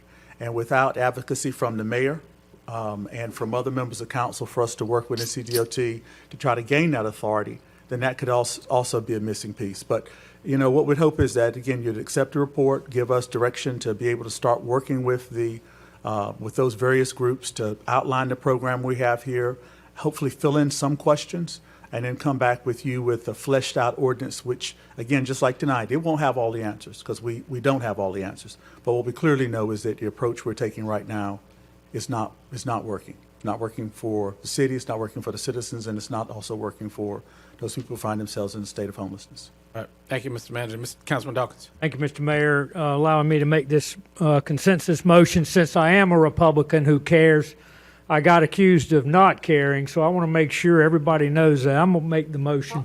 Oh, hold on, Councilman Dawkins. I was supposed to circle back to Councilman Banks McLaughlin. I think she had one. Yeah. I had. Okay, go ahead, ma'am. To accept the report and to allow our staff to go back and bring other entities and to the table at I guess probably another, thinking about 2 months or so, a few months to. Well, I don't think. I don't know the time frame, but definitely bring it back. So what's the motion? Is it to receive the report and to come back? Yes, to receive the report and allow them to go back and have further discussion and bring it back to council. No sooner than August, I'm sure. Yeah, to draft the ordinance and then. So it's a motion for consensus by Councilman Banks McLaughlin, I think seconded by Councilman Dawkins. Discussion. What we have discussion, sir? And you second it? Okay. All right. Those in favor? Discussion? He didn't have any. Oh, you said you? Yeah, okay. All right. Yes, ma'am. One of the things that I think, and this probably will help me, all of us, in terms of communicating to our constituents, could there be some type of flow map of process for this? So like, step 1, intake, or step 2, this was a violation, step 3, because I want to be able to see this and see it through. Yes, ma'am. In the draft version of the protocol for the impact reduction program, there is a workflow map that shows who's who in the zoo, what happens, and how it goes. Even to where they go? No, again, that's based, and that's circumstantial on the individual. But aside from that, all the process of the city and the stakeholders in the continuum of care are listed there. Thank you. Thank you guys so much. All right. Thank you. All right, those in favor of the motion, show of hands. All right, motion carries. Thank you, guys. It was tough work. Council, let's take about a 5-minute break. We still have, still have 4.06. Won't take long. No, that has been replaced. So we have 4.06, which is Geo Bond. All right, so we'll come back in just a minute.